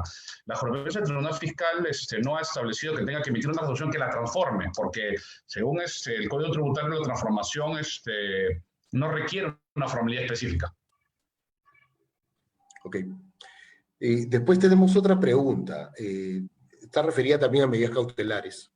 Dice, en el caso, el Código Tributario no establece en sí una sustitución de una medida cautelar previa. Lo que establece es que excepcionalmente la Administración Tributaria levantará la medida si el deudor presenta algún tipo de garantía que a criterio de la Administración sea suficiente para garantizar el monto por el cual se trabó la medida. Entonces, la pregunta específica que nos dicen es, a través de la jurisprudencia del Tribunal Fiscal, ¿qué se ha entendido por otorgar alguna otra garantía? O sea, ¿qué se ha entendido por el término de garantía? Si es una medida cautelar o si es una garantía, digamos, un cambio de medida cautelar a otra medida cautelar distinta, o es una garantía, digamos, financiera de una carta fianza. O sea, la jurisprudencia, ¿cómo ha entendido el término garantía? En realidad, eso está reglamentado en una resolución de superintendencia y de alguna manera, la SUNAT establece que es más o menos parecido a las garantías que se establecen cuando se solicitan fraccionamientos. En realidad, el código establece primero que pueden otorgarse garantías fianza bancaria o financiera, es decir, te deja 2 tipos de garantías específicas para poder levantar la medida cautelar y transformarla. Pero respecto a las demás, el Código Tributario no tiene una regla específica sobre qué tipo de garantías. Tendrá que ser administrado, o sea, definido por la Administración Tributaria, porque el Código Tributario se le permite a ella que a su criterio esa medida sea suficiente. La Administración Tributaria, yo sé que en algunos casos ha aceptado hipotecas, o sea, que se le permite trabar una hipoteca o una garantía prendaria sobre un bien mueble. O sea, no hay límites sobre ese tipo de garantías, pero tiene que ser establecido a criterio de la administración. No puedo simplemente ofrecer pues una carta fianza de un tercero, por ejemplo, ¿no? Eso sí el tribunal ha dicho. O sea, imagínense que el día de mañana yo tengo una deuda y me trago una medida cautelar y ofrezco una carta fianza firmada por el doctor Moreno, ¿no? Eso no me van a aceptar, ¿no? En realidad, sobre lo que exige el código cuando dice que sea suficientemente para garantizar el monto del cual se trabó, es algo que le otorgue seguridad a la administración.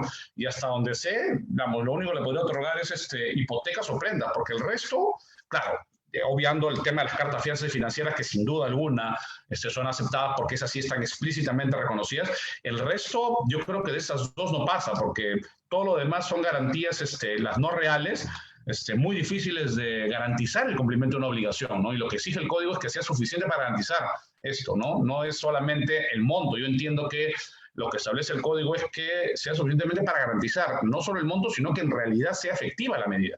Y más allá de las garantías reales y la carta fianza bancaria y financiera, no veo otra forma en que esto pudiera permitirte una garantía para que te levanten la medida. Ahora, sobre cambiar la medida cautelar, El Tribunal Fiscal no ha establecido, por lo menos, una posición definitiva sobre si el contribuyente puede pedirlo. El Código Tributario no le permite al contribuyente pedir que cambie la medida cautelar. O sea, me trabaste una medida cautelar sobre esta casa, mejor trábame en la otra casa, ¿no? O cámbiamela de la cuenta bancaria, agárrate mi carro. No puede. O sea, si la administración tributaria trabó una medida cautelar en un bien, no tiene ninguna obligación de cambiarla. Ahora, lo que no evita que lo haga, si es que ella cree conveniente hacerlo, con la seguridad. Pero vamos, yo he visto algunos contribuyentes que han pedido, oye, me trabaste mis cuentas o me embargaste tal cosa, mejor acá tengo otra cosa, con eso, embárgame esto.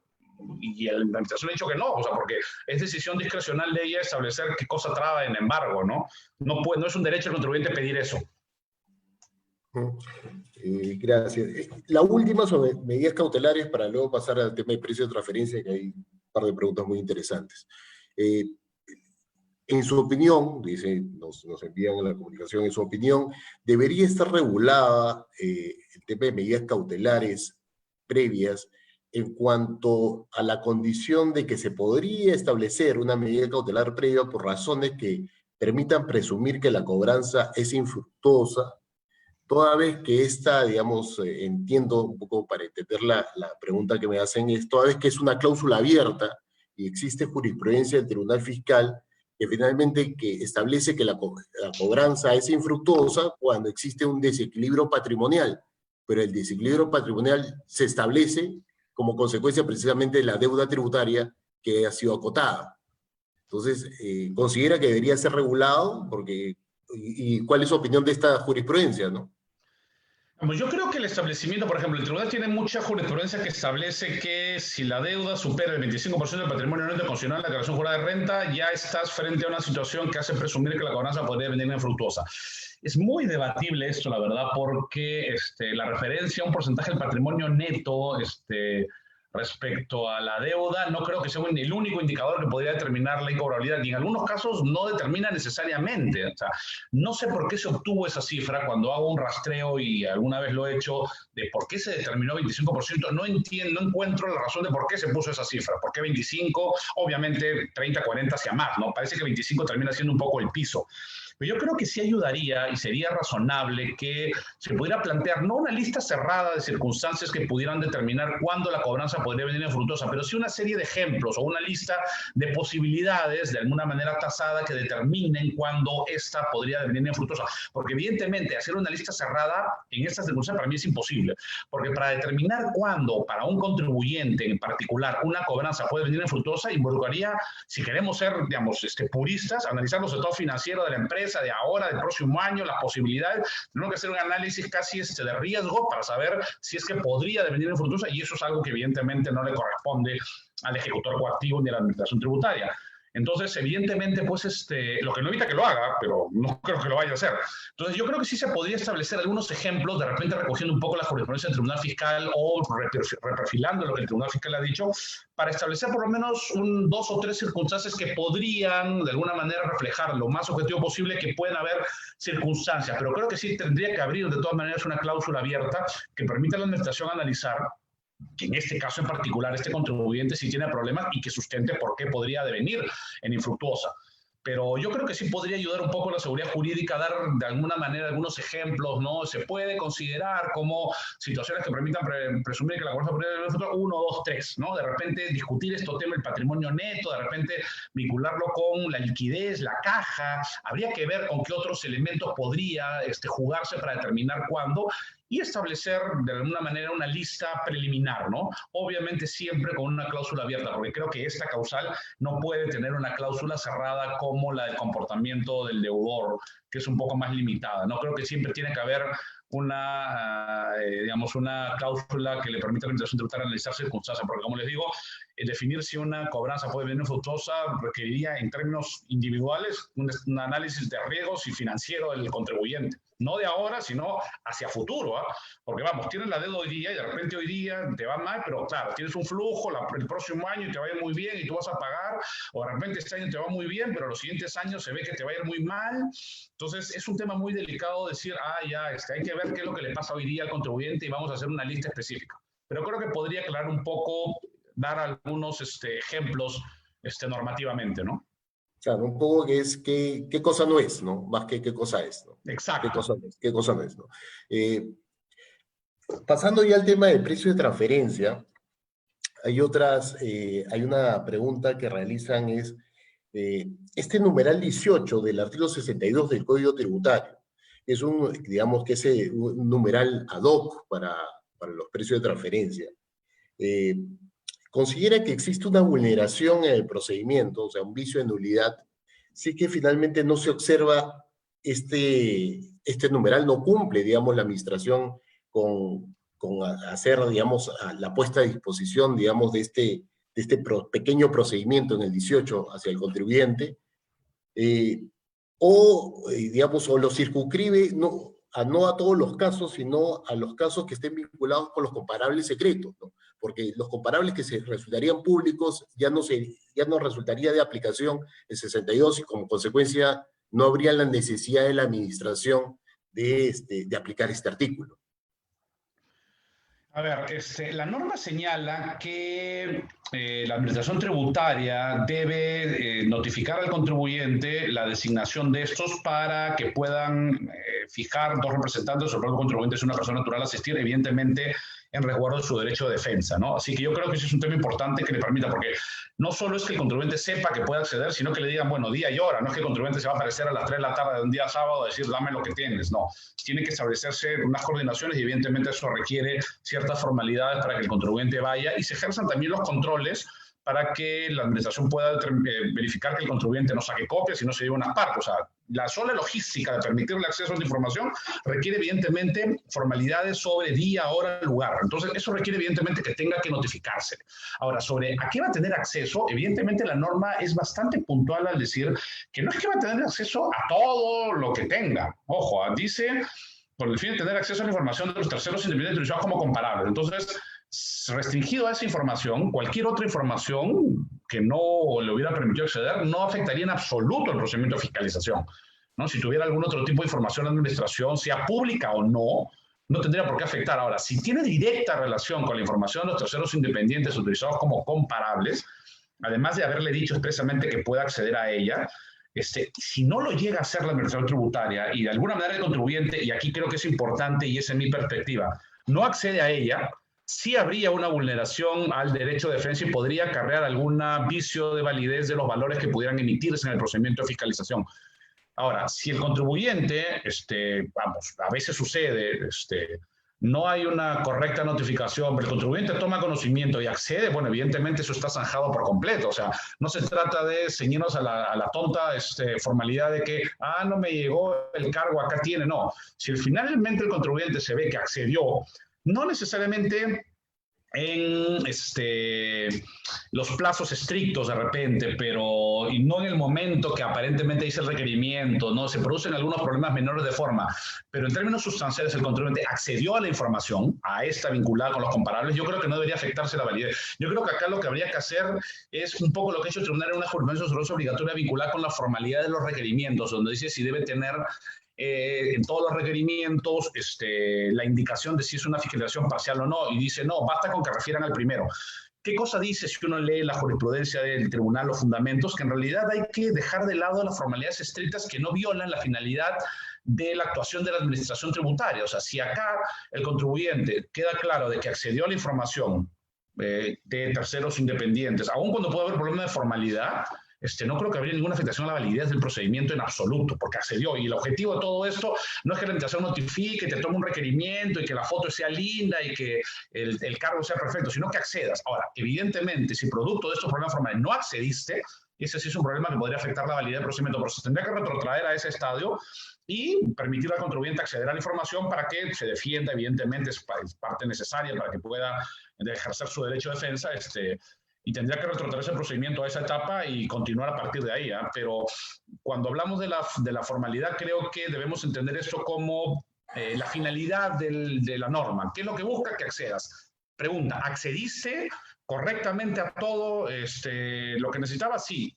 ya deberíamos dejar pues la minucia del requerimiento, porque si no estamos entrando pues en un debate pues de que con qué color de lapicero escribió el auditor el requerimiento, que termina siendo absurdo, y no debemos dejar de lado de que los actos administrativos, si bien es cierto que requieren formas y los requerimientos también, eso significa que la forma deba ser el amo y señor y ser un tirano que determine el vicio de un procedimiento, aun cuando la finalidad de este procedimiento sea cumplido. Okay. Sí, la única particularidad es que en los procedimientos de precio de transferencia, digamos, para el análisis y comparabilidad, se tiene que sustentar en base a la información que precisamente captura y analiza la administración. Entonces, la única forma que yo tenga certeza de que finalmente qué información se sustenta en mi reparo es ir precisamente a la información que tiene la administración. Entonces, la única forma de subsanarlo sería que la administración en algún momento me dé el acceso completo de cuál fue su sustento, ¿no? Pero ahí el tema es que existe fiscalización de precio de transferencia en la cual parte de la administración que fue evaluada por el Tribunal Fiscal en su momento, evaluada en forma, digamos, descalificándola en base a comparables, que no son comparables secretos, sino son públicos, que son promedios, digamos, del sistema financiero, en los cuales sí no hay, o sea, no hay la información claramente pública en la cual el procedimiento, más allá de que que efectivamente es un comparable o no, que en su momento lo calificó el tribunal, pero que no habría necesidad, de, en todo caso, entendería que eso fue la pregunta, de recurrir a este procedimiento, ¿no? O sea, no. Efectivamente, si la información es pública y la tiene todo el mundo, no te la va a poder, no te la tiene que dar de acceso a la información. Evidentemente tiene relación con aquello que la administración ha obtenido y que el contribuyente no puede acceder públicamente. Evidentemente, este procedimiento solo tendrá que cumplirse cuando la información no es pública. Pues la administración no te va a permitir acceder a algo que puedes acceder cuando te da la gana sin ninguna limitación. Más, el contribuyente podría acceder cuando quiera, donde quiera, 40 veces, y no en los plazos límites que quiera la administración. Más, podría sacar copias, escaneo de lo que le diera la gana. No tendría, ojo, que ni siquiera limitarse a las restricciones de esta norma, porque si la información es pública, bueno, le saca copia, la fotocopia, la escanea y la presenta. O sea, evidentemente esa norma está referida a que hay información que la administración ha obtenido y que solo ella tiene. Uh-huh. Y la última pregunta para finalizar, Pedro, es, la leo tal cual.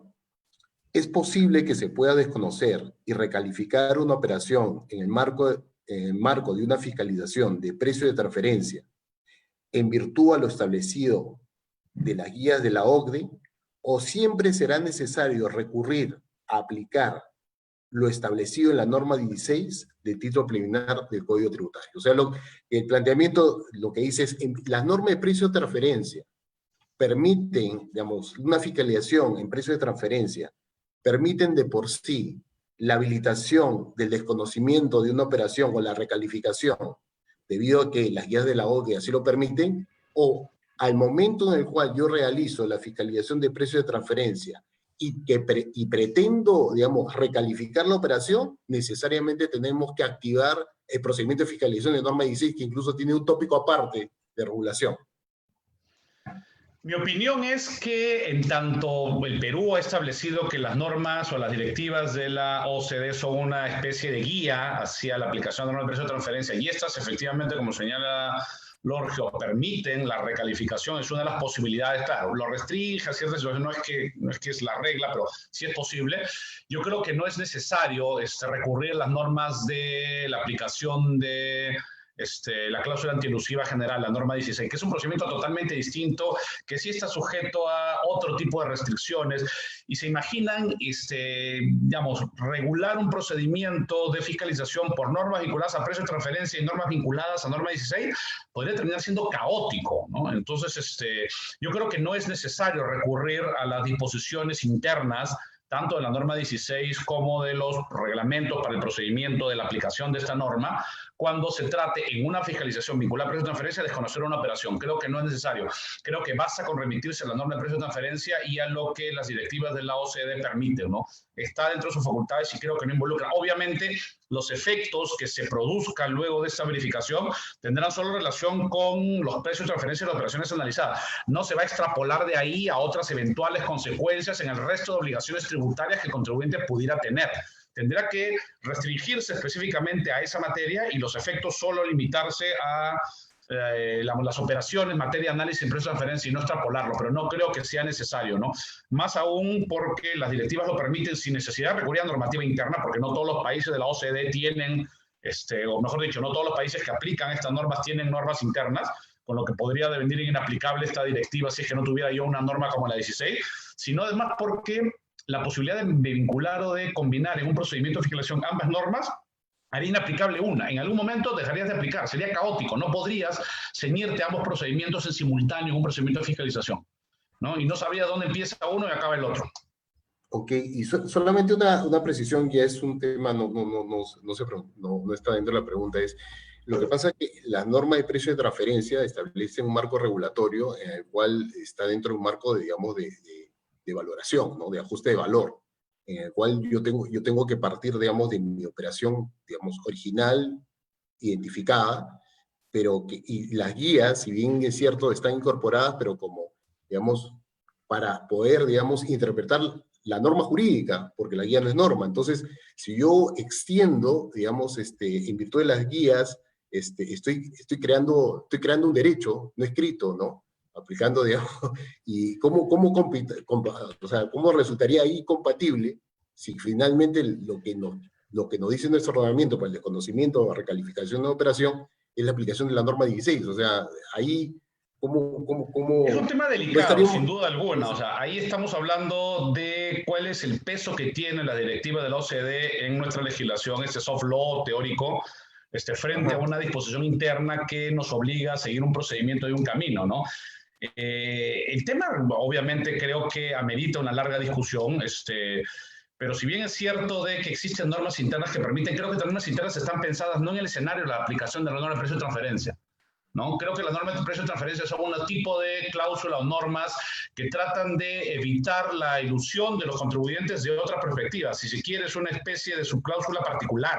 O sea, porque, vamos, lo que se logra o se busca a través de la norma de precio de transferencia es evitar que el contribuyente reduzca, deslocalice su renta de alguna manera, vamos, pague menos tributos, que es lo mismo que busca la norma 16 desde otro ángulo, abordándolo de otra perspectiva. O sea, en el fondo, digamos, yendo detrás de lo que hay de estas normas, estamos frente a la misma situación. Entonces, yo lo que creo es que las normas de precio de transferencia han establecido dentro de lo que podrían ser medidas antielusivas generales que pueden poner un Estado para evitar que los contribuyentes, digamos, violen su deber de contribuir, están en la precio de transferencia y se ha creado una, digamos, subespecie, si se quiere, de cláusulas que creo que deberían ceñirse a las reglas específicas. Creo que acá debería primar la norma especial sobre la general. Y si entramos por precio de transferencia, creo que deberían primar esas reglas. Aun cuando, vamos, si uno lee las normas de precio de transferencia peruanas, algunas cláusulas son bien abiertas también. O sea, no hay una específica referencia a mecanismos antielusivos y qué pasa cuando reconfigura la infracción. Digamos, muchas partes de las disposiciones, tanto de la ley de reglamento, son tan abiertas que podría dar lugar a esa interpretación de que no se requiere la norma 16. Pero es cierto que también podría dar lugar a que un contribuyente eso supiera que explícitamente no se dice, porque no, pues explícitamente no se dice. Entonces ahí tendrá que entrarse al debate a qué tan implícito está la posibilidad de reconfigurar sin ir a la norma 16 o qué tan explícito debe estar para remitirlos. Pero si llegamos a la segunda conclusión, les aseguro que vamos a tener un caos en los procedimientos de fiscalización. O sea, eso sí, claro, y entrando a la parte práctica, ¿no? Yo me inclino por la primera, porque creo que es una regla especial que tiene una subregla que puede ser similar a la norma 16, pero que se ciñe dentro de los parámetros de la regla de precio de transferencia, separado de lo que la norma 16 pretende para el resto de operaciones. Pero sí, el tema es obviamente abierto a debate, ¿no? Y creo que es algo que el Tribunal Fiscal tendrá que dilucidar en algún momento, ¿no? Mi opinión, por lo menos a priori, tendría que analizar muy detalladamente el tema, es que debería ser tratado de manera separada sin necesidad de recurrir, pero es un tema que sí creo que puede dar lugar a debate a futuro. Bueno, te agradecemos, Pedro, y como siempre agradecemos, digamos, digamos su sinceridad y que nunca, como siempre, nunca rehuyes a ninguna pregunta. Y la verdad, ha sido muy grato estar contigo digamos, en esta primera sesión y que inaugures tú el congreso que estamos haciendo de procedimientos y procesos tributarios. Franklin, gracias. Sí, reiterar nuestro agradecimiento, doctor Pedro Velázquez, también doctor Moreno, y esperamos contar en otra oportunidad en nuestros sucesivos eventos. Y bien, finalmente, queridos amigos, informarles que a través de nuestras redes sociales, Facebook, LinkedIn y Twitter, Centro de Estudio de Derecho Tributario, _USMP, podrán ustedes, pues, ver los requisitos que vamos a establecer para que puedan acceder a las presentaciones o PPTs, y además vamos a permitirles participar a 4 conversatorios que son exclusivos para los miembros del Centro de Estudio de Derecho Tributario, los mismos que se llevan a cabo los días domingo. Así que estén atentos, den like, compartan y sobre todo también presten la atención a nuestra revista. Bien, el próximo sábado contaremos con la ponencia del doctor Jaime Scrivens, quien abordará el tema nulidades y excesos en los requerimientos de fiscalización. Bien, muchas gracias por acompañarnos, por participar en esta sesión del día de hoy, y los esperamos el próximo sábado. Que tengan un excelente fin de semana. Hasta entonces. Gracias a ustedes, a CEDETRI, por la invitación, y cuente conmigo cuando gusten. Muchas gracias, Gracias. doctor. Hasta luego.